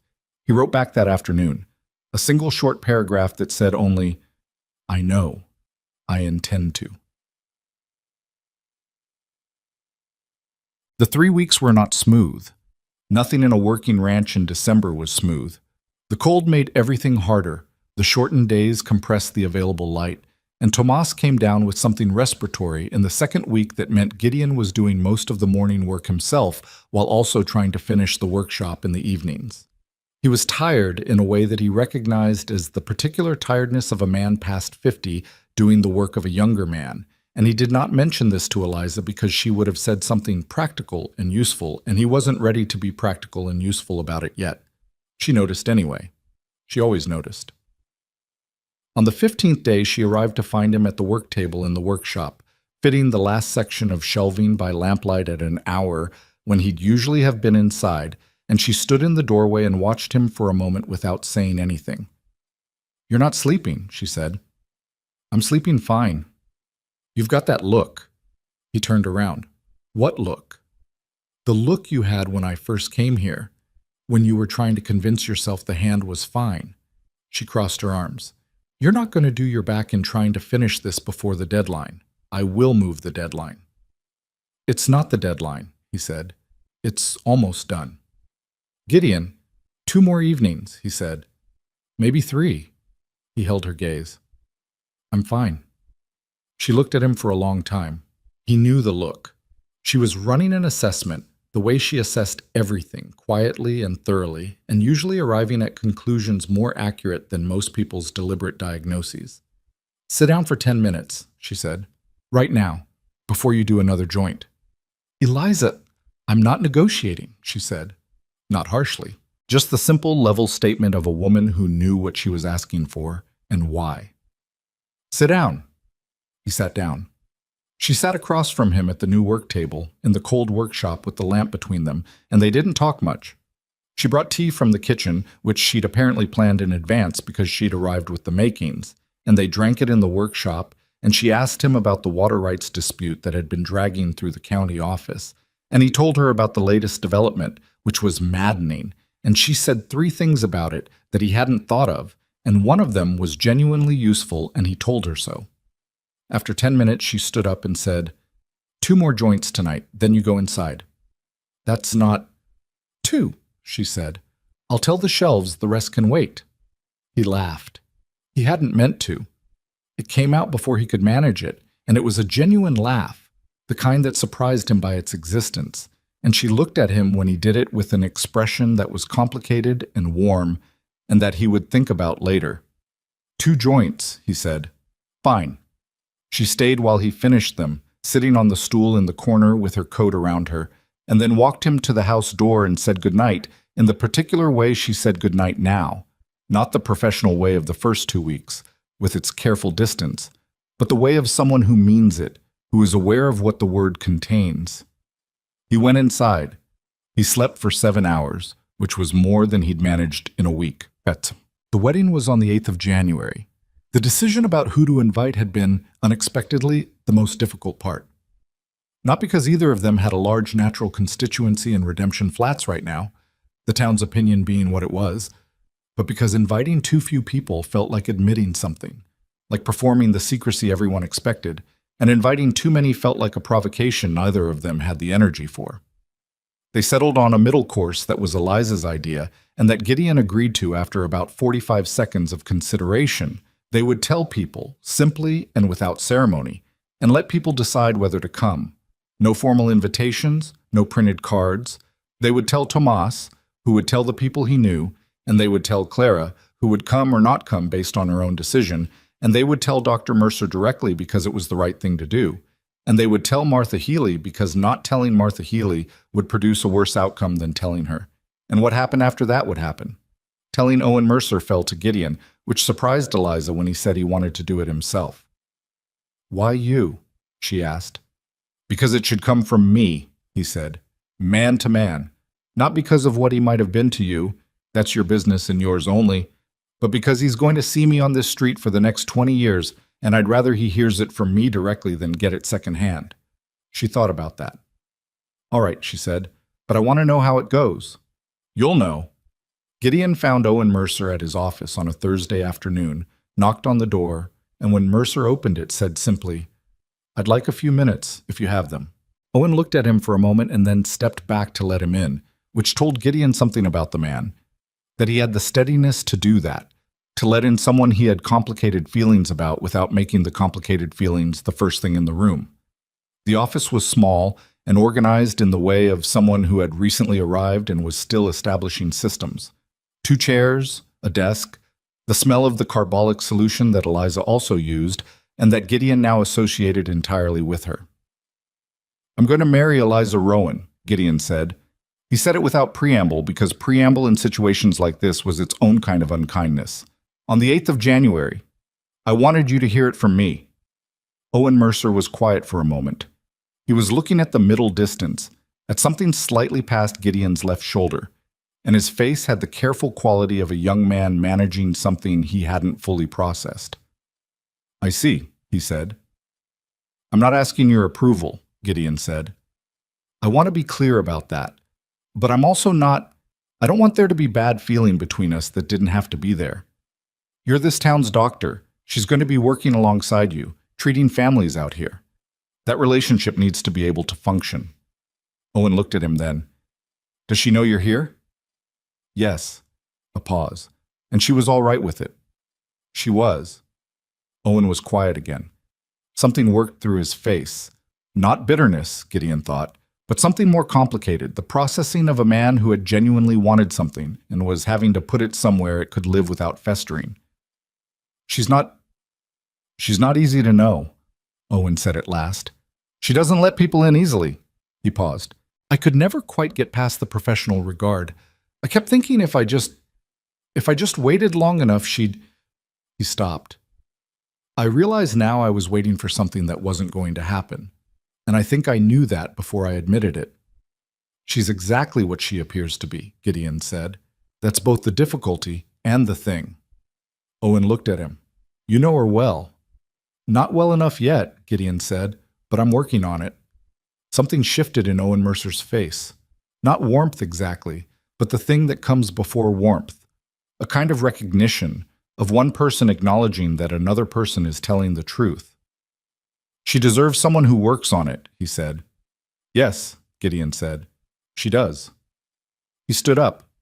Owen stood too, out of habit or courtesy, or both. They shook hands, which was less awkward than either of them had expected and more meaningful than either of them would acknowledge afterward. At the door, Owen said, I'll come. To the wedding, if it's an open thing.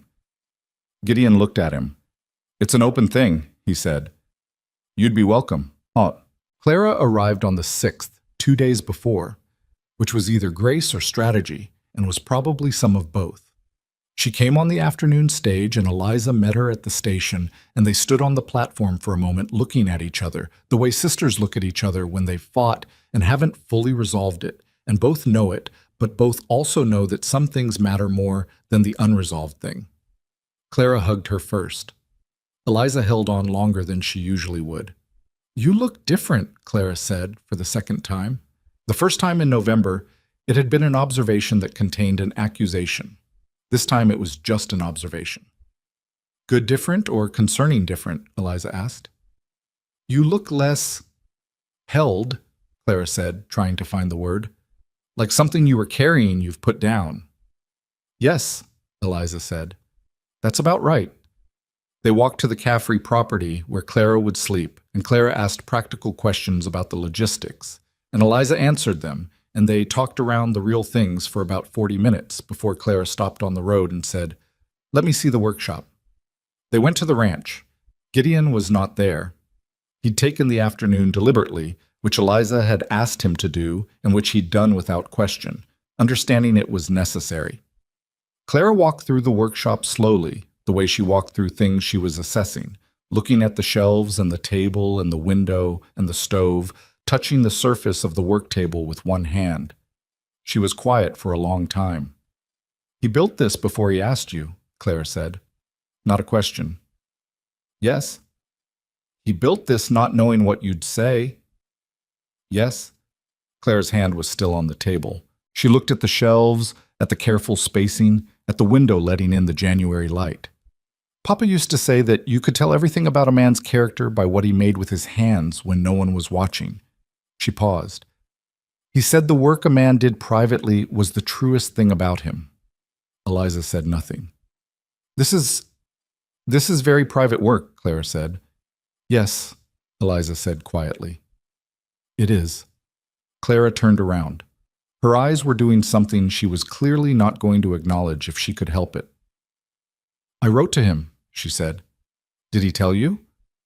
He told me he wrote to you. He didn't tell me what you said. I told him he needed to be steady. Clara's voice was careful and controlled, in the way Papa meant steady. I told him if he wasn't, he'd hear from me.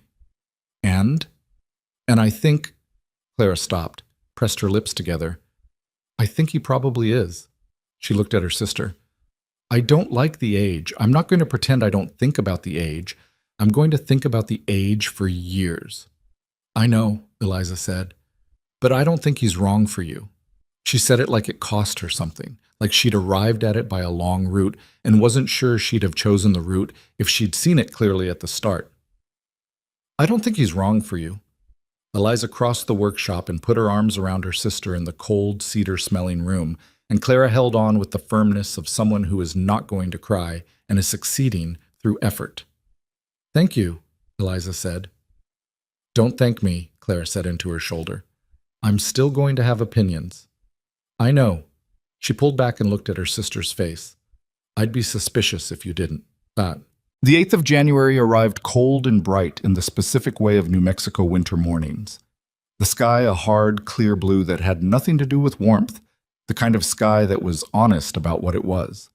The wedding was at the county clerk's office, because that was where it was done, and then outside in the open because the space was too small for the number of people who came. This was the part nobody had predicted.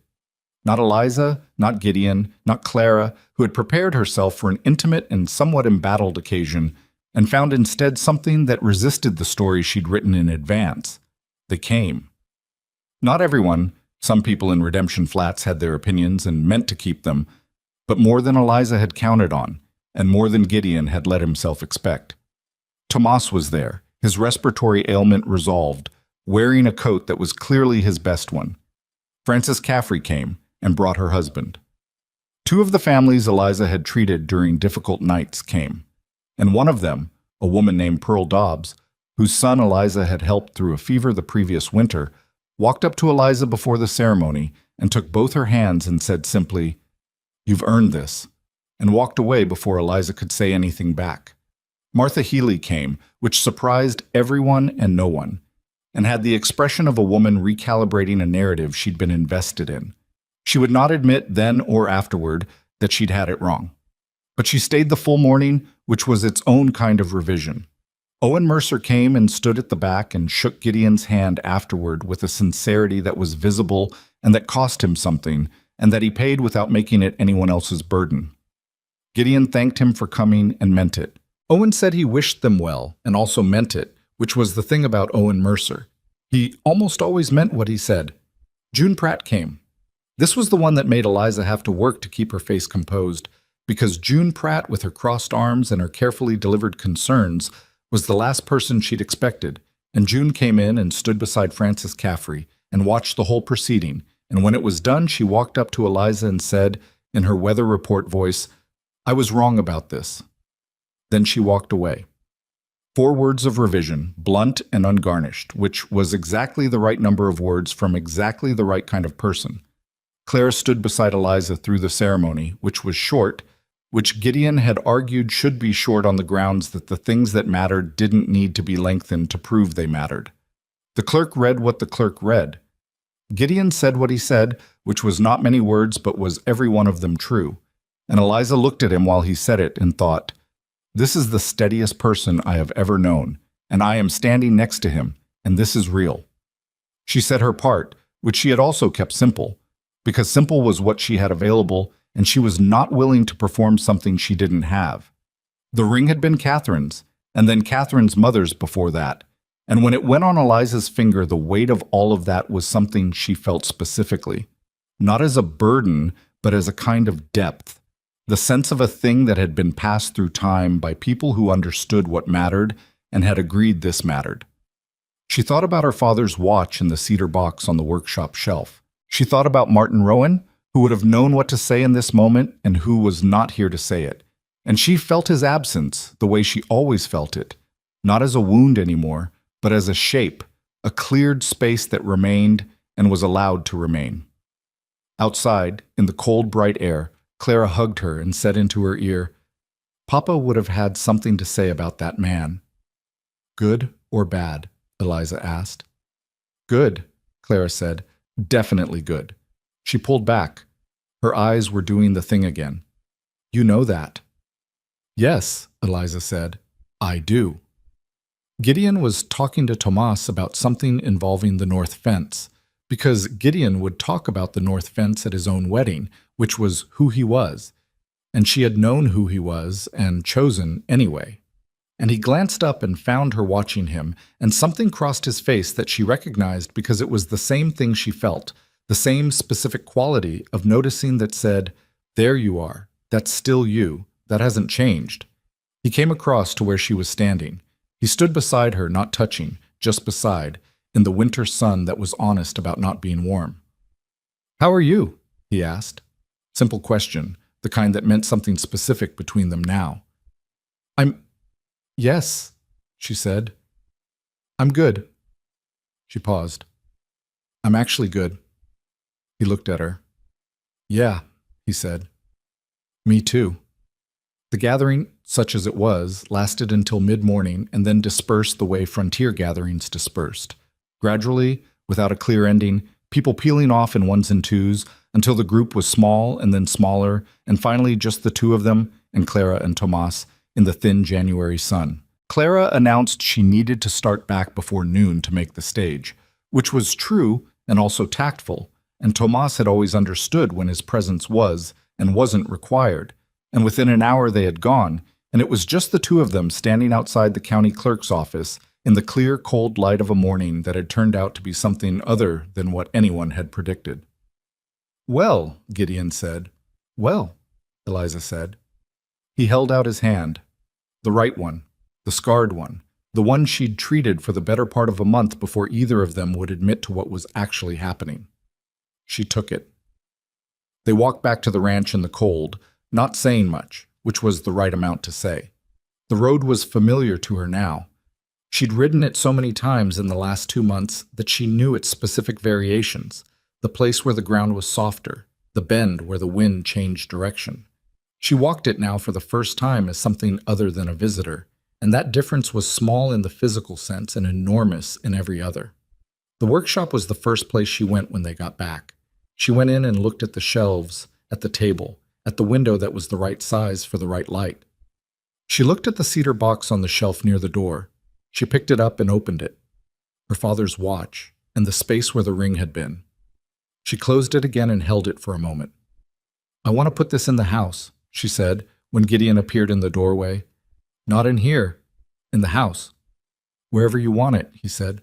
She carried it inside and put it on the kitchen windowsill, the clear space where the harness hardware had been. That first morning she'd noticed anything, that small sign of preparation she hadn't known what to call. It sat there in the afternoon light, and she looked at it and felt the rightness of it, the specific rightness of a thing in the place where it belongs. She turned around. Gideon was in the kitchen doorway, and the kitchen was warm because the stove was going, because it was always going now, because warmth was expected now, in a way it hadn't been. "There are things I'm going to get wrong," she said. She meant it as a statement of fact. "I'm not easy. I have opinions, and I'm not always kind about them. I get tired, and I don't always say so, and I've been alone long enough that I've gotten used to making decisions without consulting anyone." "I know," he said. "I'm telling you so. You can't say you weren't warned." "Eliza." He said her name in the way that still had the quality of before he'd decided to. "I've been alive for 56 years. I know that nothing worth having arrives without cost." He met her eyes. "I know what I got." She looked at him. At this man in his kitchen, her kitchen now, their kitchen, with his scarred hand and his rebuilt workshop and his particular quality of being exactly where he said he was, being exactly the thing he appeared to be when you looked closely enough and long enough. "All right," she said. "Good." The afternoon stretched out ahead of them, ordinary, full of the particular unremarkable work of a life. And she thought that this was the thing nobody told you about the moments you'd feared and longed for and waited on.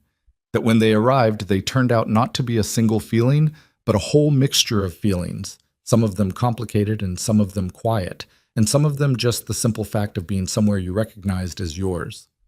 She made coffee. He went out to check the north fence before dark, because the north fence was always the north fence. She stood at the kitchen window and watched him go, and then turned back to the stove in the ordinary warmth of the room and began. The first months of their marriage were not a honeymoon in any romantic sense of the word. They were January and February in New Mexico territory, which meant frozen water troughs before dawn, a calf born too early in weather that had no business producing calves, and a stretch of 10 days in late January when the temperature dropped far enough that Eliza spent more time in the workshop managing frostbitten hands from 3 different families than she spent in the house with her husband. This was, she would tell Clara in a letter written in February, more or less exactly what she'd expected. She didn't write that as a complaint. She wrote it as the specific satisfaction of a person whose expectations have been met honestly.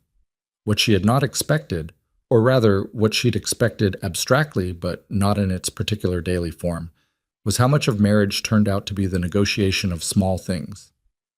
Who left the stove door open and let the heat out? Whose system for organizing the kitchen stores was correct, which was a matter of genuine philosophical difference that took 3 weeks to resolve and was resolved badly, in the sense that they arrived at a compromise neither found fully satisfying. The question of Gideon's tendency to fix things without mentioning they'd been broken, which deprived her of information she felt she was entitled to.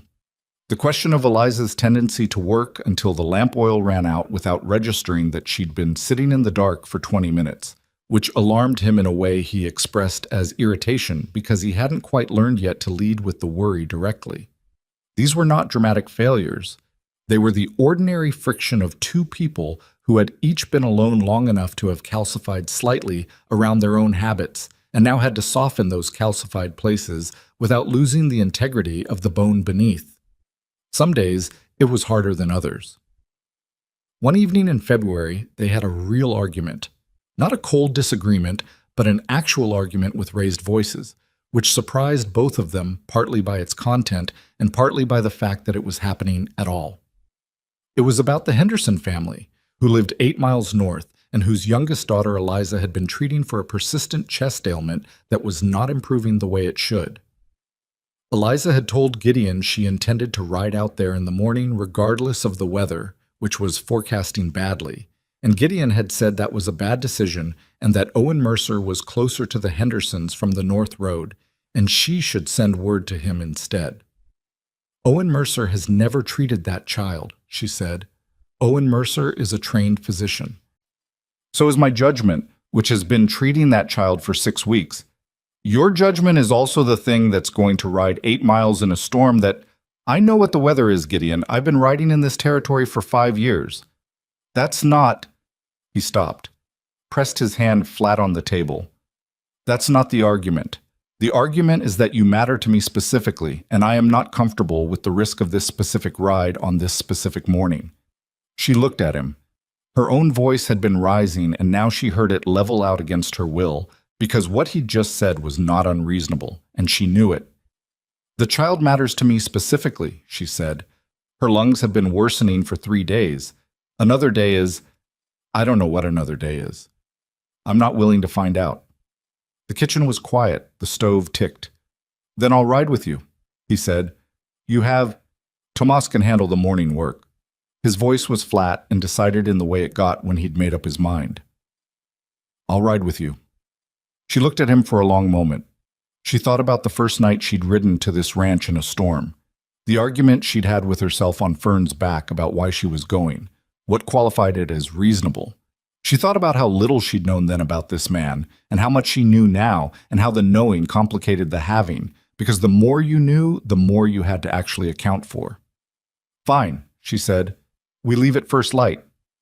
Fine, he said. They rode out in the morning in weather that was bad, but not as bad as the forecast had threatened, which Eliza noted without saying I told you so, because she was not always generous and she was working on it. The Henderson child's chest was worse than the last visit, and Eliza spent 4 hours there, adjusting the treatment, showing the mother what to watch for, leaving instructions written in the clear hand her father had insisted she develop because, he'd said, instructions you couldn't read were not instructions at all. Gideon waited. He fixed a broken hinge on the Henderson barn door while he waited, without being asked, because he was the kind of man who could not be idle in a space where something needed doing. He drank coffee with Frank Henderson and talked about cattle prices and the county water dispute and said nothing about why he'd come along, just sat there as if this was simply a morning's errand he'd attached himself to. On the ride back, with the weather having cleared into something almost forgiving, Eliza looked at him on his horse beside her and thought about the hinge, about the fact that he'd fixed the hinge. Thank you, she said, for coming. You're welcome, he said. How's the girl? Better than I feared, not as good as I want. She paused. I'll need to go back in 3 days. All right. You don't have to. I know, he said. I wasn't planning to argue about it. A pause. The weather will be better in 3 days? She looked at him. There was a pull at the corner of his mouth, not quite the ghost of a smile, something more settled than that, something that had become more sure of itself over the weeks. She looked back at the road ahead. You're insufferable, she said. He said. They rode home in the thin February sun, and the Henderson girl recovered fully by the end of the month, which was not guaranteed and not a miracle, just the outcome of consistent treatment applied early enough, which was exactly what it was. But ye redates. Spring came in March, tentatively at first, the way spring arrives in places where winter is serious, not with warmth, but with the withdrawal of cold, a lessening rather than a positive thing, the ground deciding to release what it had held. By April, the ranch was coming back into itself with the particular energy of land that has been waiting, and Eliza's workshop had its first full season of proper use. She had not anticipated what it would feel like to work from a fixed place. The 5 years since her father died had been a practice of perpetual mobility. Her bag, her horse, the road between other people's houses. She had not had a space that was specifically hers, that was built around the requirements of her work, rather than adapted for it after the fact.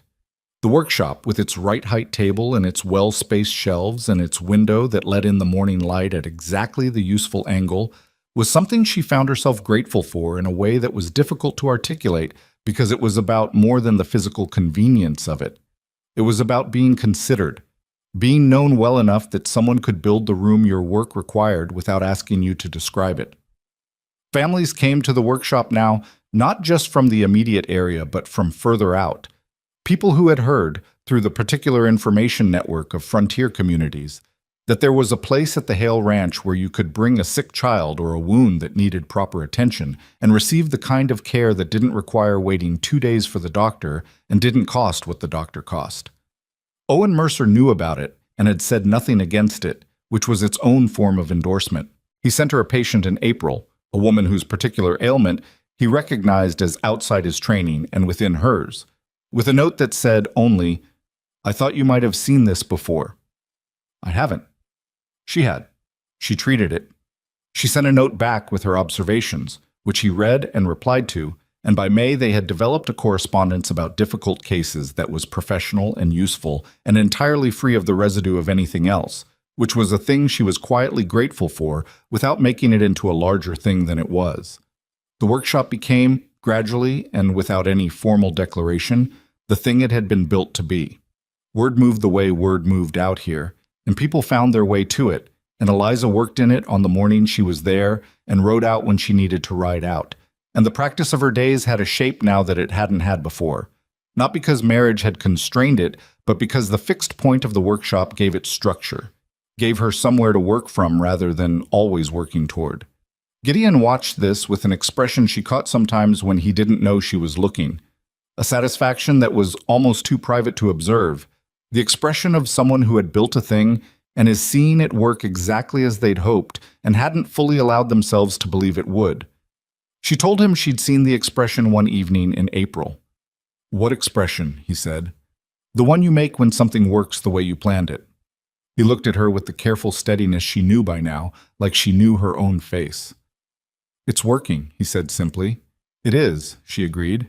"Good," he said, and went back to whatever he'd been reading, and she sat with the warmth of that small exchange for a long time, because this was what she'd learned about him and about herself in the months since January, that the important things between them were rarely large. They lived mostly in the small, in the quality of an ordinary evening, in the accumulation of days that were not remarkable individually, but that added up to something she recognized as the best version of what she'd been hoping for without knowing she'd been hoping for it. June arrived with heat and news, and the news was the kind that reorganized everything. Eliza had suspected for 3 weeks before she said anything. She was a woman who dealt in symptoms and their meanings, and she knew what her own body was telling her, and she had sat with the knowledge privately, turning it in the way you turn something delicate, checking all its surfaces before you bring it out into the open where it becomes real in a different way. She told Gideon on a Tuesday morning in the kitchen. She told him plainly, without staging, because that was how she did things. She'd been up early, and he'd been up early, and the coffee was on, and the morning light was doing its specific thing through the east window, and she simply said it. He went very still. Gideon. Yeah. His voice was different. She noted it. Are you all right? He turned from the window to look at her, and his face had the expression she recognized from the workshop morning in December, the one that appeared when he'd said or done something true and was waiting for what it cost. Except the version she saw now had something more in it, something she didn't have a clean word for, a depth that was partly ancient and partly entirely new. I didn't think... He stopped. At my age, I didn't think this was... Another stop. His face was doing something he clearly wasn't fully in control of, which she had never seen before. He was always in control of his face. I hadn't let myself think about this. Are you... She watched him carefully, the way she watched people when she wasn't sure yet what she was seeing. Is this... He crossed the kitchen in 3 steps and put his arms around her, which also hadn't happened in this particular way before. Not with this specific urgency, this reaching without thinking. He held on and she felt the whole of him in it, and put her arms around him in return, and they stood in the kitchen in the June morning that way for a long moment. I'm going to be an old man, he said into her hair. His voice was rough. When this child... You're going to be their father, she said. That's the relevant thing. He pulled back enough to look at her. His face was still not entirely under management. How are you? I'm good, she said. I've been sitting with it for 3 weeks and I'm good. I want to know how you are. He looked at her. He looked at the kitchen, the cedar box on the windowsill, the 2 cups on the table, the room that had been silent for too long before she came and now wasn't. He looked out the window at the yard, at the north pasture visible past the barn, at the fence line that had started all of this. He stopped. Tried again. I didn't know I still wanted this, he said finally. I thought I'd put that away. He shook his head. I'm better than I've been in a long time. That's the truest thing I can say about it. She held his face in her hands for a moment. He let her, which was itself something.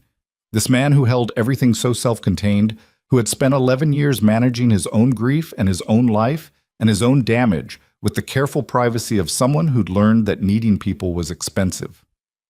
All right, she said. All right, he said. They wrote to Clara that afternoon. Clara's reply came in 8 days and was a single page this time, short enough that the shortness was itself the message. Not because she'd run out of things to say, but because what she said covered everything. I told you he was steady. I'm glad I was right. I am going to be the most involved aunt in the history of New Mexico territory, and neither of you has any say in this. Eliza read it at the kitchen table and laughed, genuinely and without warning, and Gideon looked up from the mending he was doing and said, Clara? Clara, she confirmed.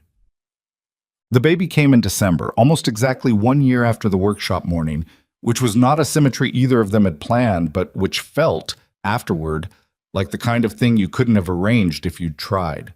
The birth was hard.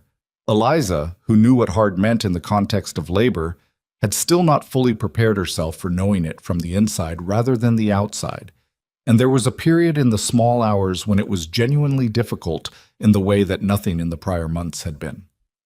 Owen Mercer was there, which Eliza had arranged herself, because she was a practical woman, and she understood the difference between pride and good sense.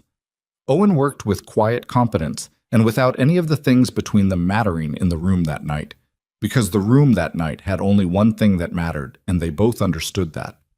Gideon waited in the kitchen. He stoked the stove and he did not pace, because pacing was not something he did, but he sat with a stillness that Tomas, who had driven Owen from town and was now sitting in the yard in the cold because he hadn't wanted to leave, would describe afterward as the stillness of a man engaged in the most concentrated form of hoping. The baby was born just before 4 in the morning, and she was loud about it immediately.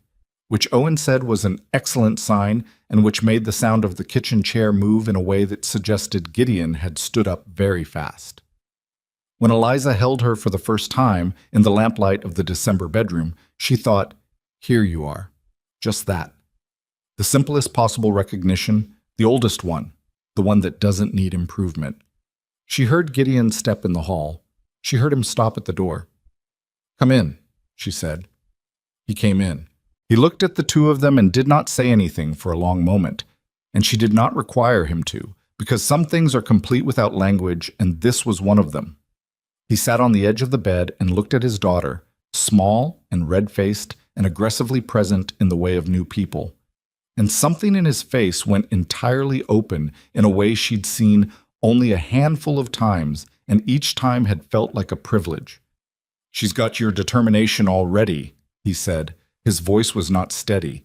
He wasn't trying to make it steady. "She's going to give us trouble," Eliza agreed. "Good," he said. Owen Mercer left before light, quietly, with the discretion of a man who understood that what was in the house now needed space.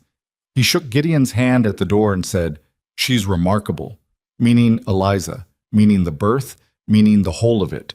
And Gideon said, "I know. I've known for a while." And Owen nodded once, the nod of a man who has fully arrived at a peace with something and is no longer managing it, just living past it. Tomas, when he heard the news from the yard, took off his hat and held it in front of him and said, "Well, Mr. Hale," which contained more in 3 words than most speeches managed in 30. They named her Alice, not for anyone specific, or rather for the accumulated feeling of everyone specific, which is how names sometimes work when you let them. The following October, Gideon walked the north fence, not to repair it, not because it needed anything. He walked it the way he occasionally walked it now, in the early mornings when the light was at its most specific, and the ranch had the particular quality of a place that has been worked and loved for a long time. He walked to the 3rd post from the creek bend, the one he'd tried to fix in the storm 2 years ago, the one whose failure had opened his hand and changed the direction of the next year of his life. The post was solid. He'd reset it properly the following spring, Tomas helping, the ground dry enough to do it right. It would hold for years. He stood at the fence line and looked back toward the house, which from this distance showed the kitchen window, yellow with morning light, and the corner of the workshop roof, and the thin thread of smoke from the stove that meant the house was warm. He could not see Eliza from here. He knew she was in the kitchen with Alice, who at 10 months had opinions about everything and expressed them with the volume and persistence of someone who had decided early that silence was not a working strategy. He stood at the fence and thought about the night of the storm. He thought about what a man could and couldn't see about his own life when he was standing in the middle of it. He'd stood at this post in the rain and thought he was managing, thought that the thing he'd built around himself after Catherine's death was sufficient, was the right size for the life he had left. He'd thought the silence of the house was something he'd made peace with when it was actually just something he'd stopped fighting. He'd been wrong. He'd been wrong in the specific way that people are wrong when they've confused adaptation with contentment, when they've learned to not feel something so thoroughly that they've mistaken the absence of pain for the presence of enough. The storm had torn that open, not the injury. The injury was just the mechanism. What the storm had actually done was put a lantern in the dark at an hour when a particular woman was awake and looking out her window, and that woman had the specific quality of someone who noticed things that were wrong and went toward them rather than away. That was the thing. That was the whole hinge of it.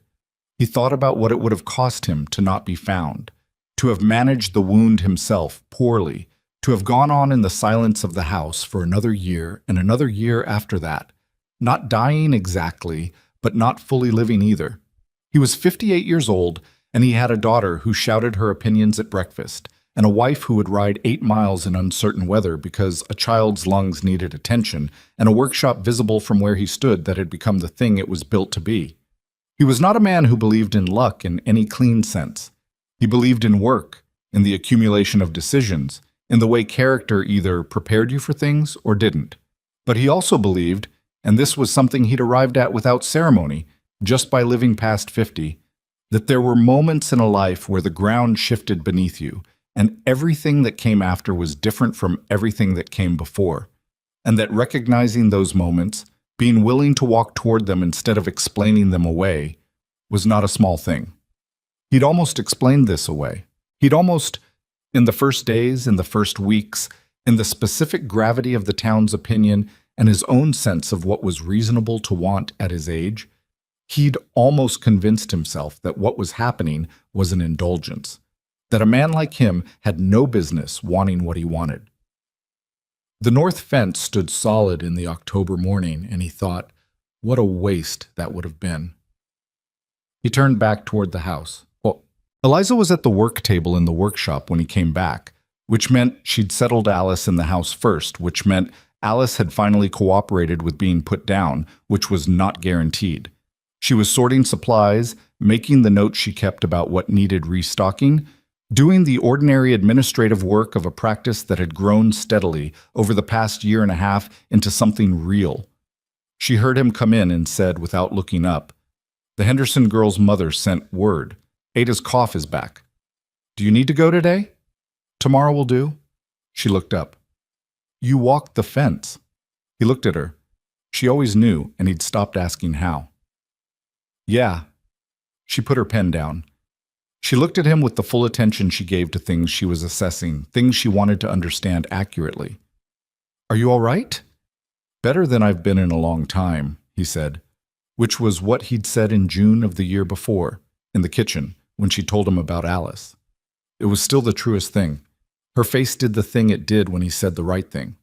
Not a large thing, just a settling, a slight easing, the expression of someone whose question has been answered with enough honesty that no follow-up is required. She picked up her pen. Alice, in the house, made a sound that was either contentment or the preliminary stages of an opinion, and they both heard it and both remained where they were, gauging, and then it resolved into contentment, and they both relaxed, and there was something almost like laughter between them without either of them actually laughing. "She's going to run this ranch," Eliza said.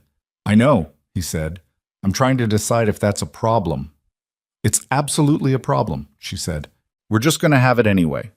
He stayed in the workshop while she worked, which he sometimes did, occupying himself with the minor maintenance tasks that accumulated in any well-used space, a hinge that had stiffened, a shelf bracket that had worked loose.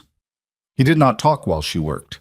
He'd understood early that she worked best in a particular kind of quiet that was not absence but presence, that what she needed was someone in the room, not someone performing interest in what she was doing. He could give her that. It turned out to be one of the things he was specifically suited to give, and he'd learned to receive it as information about himself rather than instruction. There were things she gave him that he was still learning to name. The directness, the specific, sometimes uncomfortable directness of a person who had decided that the truth was more efficient than the alternatives. The way she argued, which was never to wound but to resolve, to actually get to the bottom of the disagreement rather than to win the surface of it.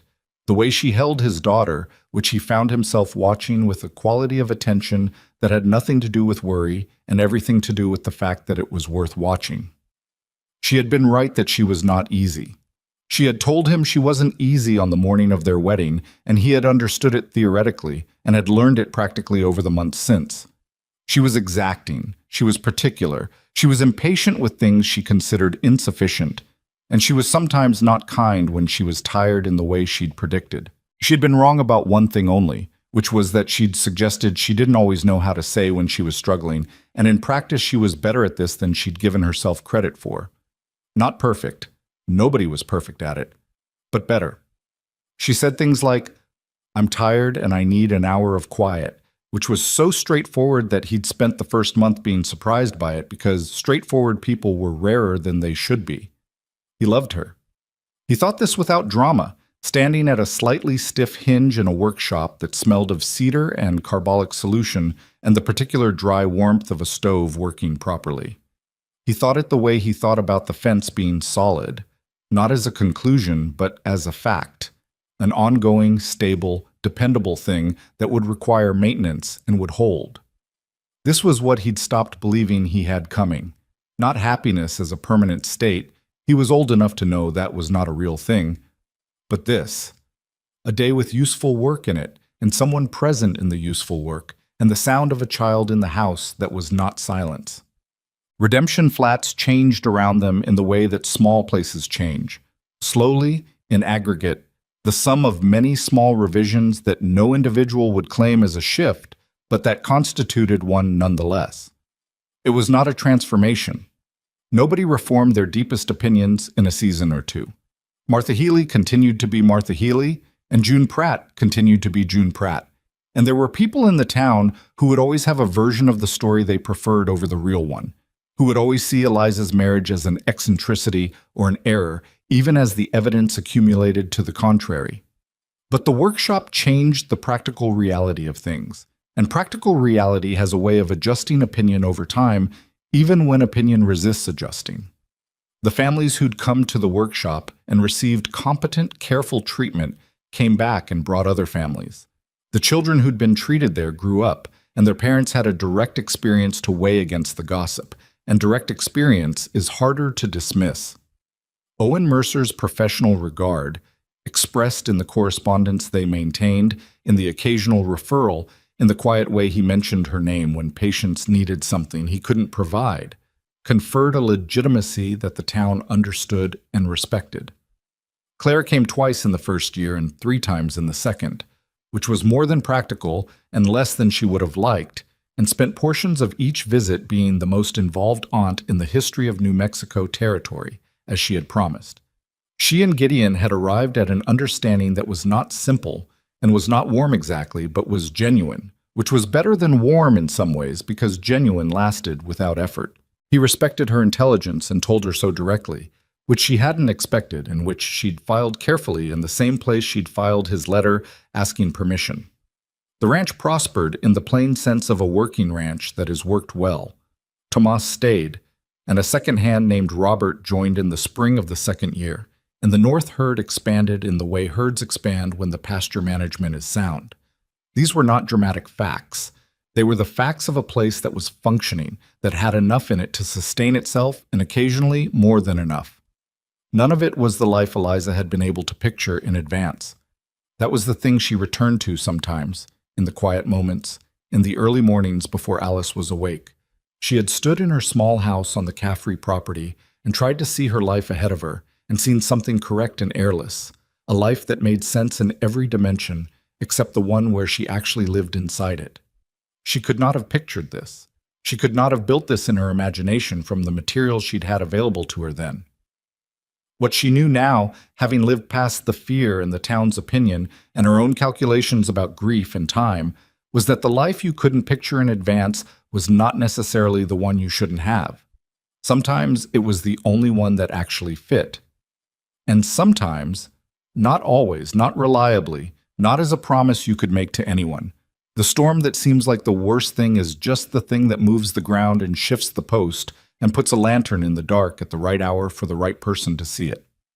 She did not say this to anyone in particular. It was not a lesson she offered. She was not built for offering lessons. Her father had been, and she'd learned from watching him that wisdom was most useful when it was demonstrated rather than declared. But she thought it sometimes, standing at the workshop window in the morning with the early light coming in at the right angle, listening to the sound of the ranch coming awake around her, Gideon's step in the yard, Alice's voice beginning its first argument of the day with the general conditions of the world, the ordinary sounds of a life that was hers. She thought, this is what I would not have found if I'd been less afraid and therefore more careful. She thought, some things require the storm. She picked up her pen, and the morning opened, and she began.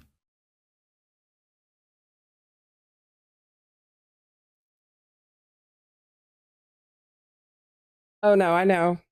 That's not a cause. It's not a cause. It's not a cause. That's just because people are not getting enough protein in the bodies. Doesn't mean that it's a correlation, not a cause.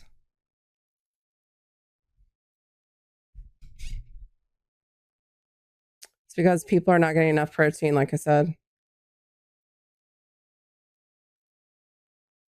That's the only issue. I have obesity, disease of the brain. So GLP-1 is something I'll be on for life.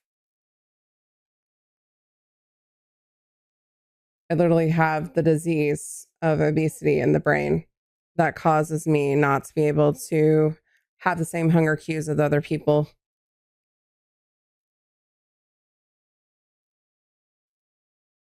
And also, I literally get food anxiety to the point where I'm like, I'm thinking about food every single moment of the day, almost like an obsession, like an OCD level. So, but I totally get what you're saying. But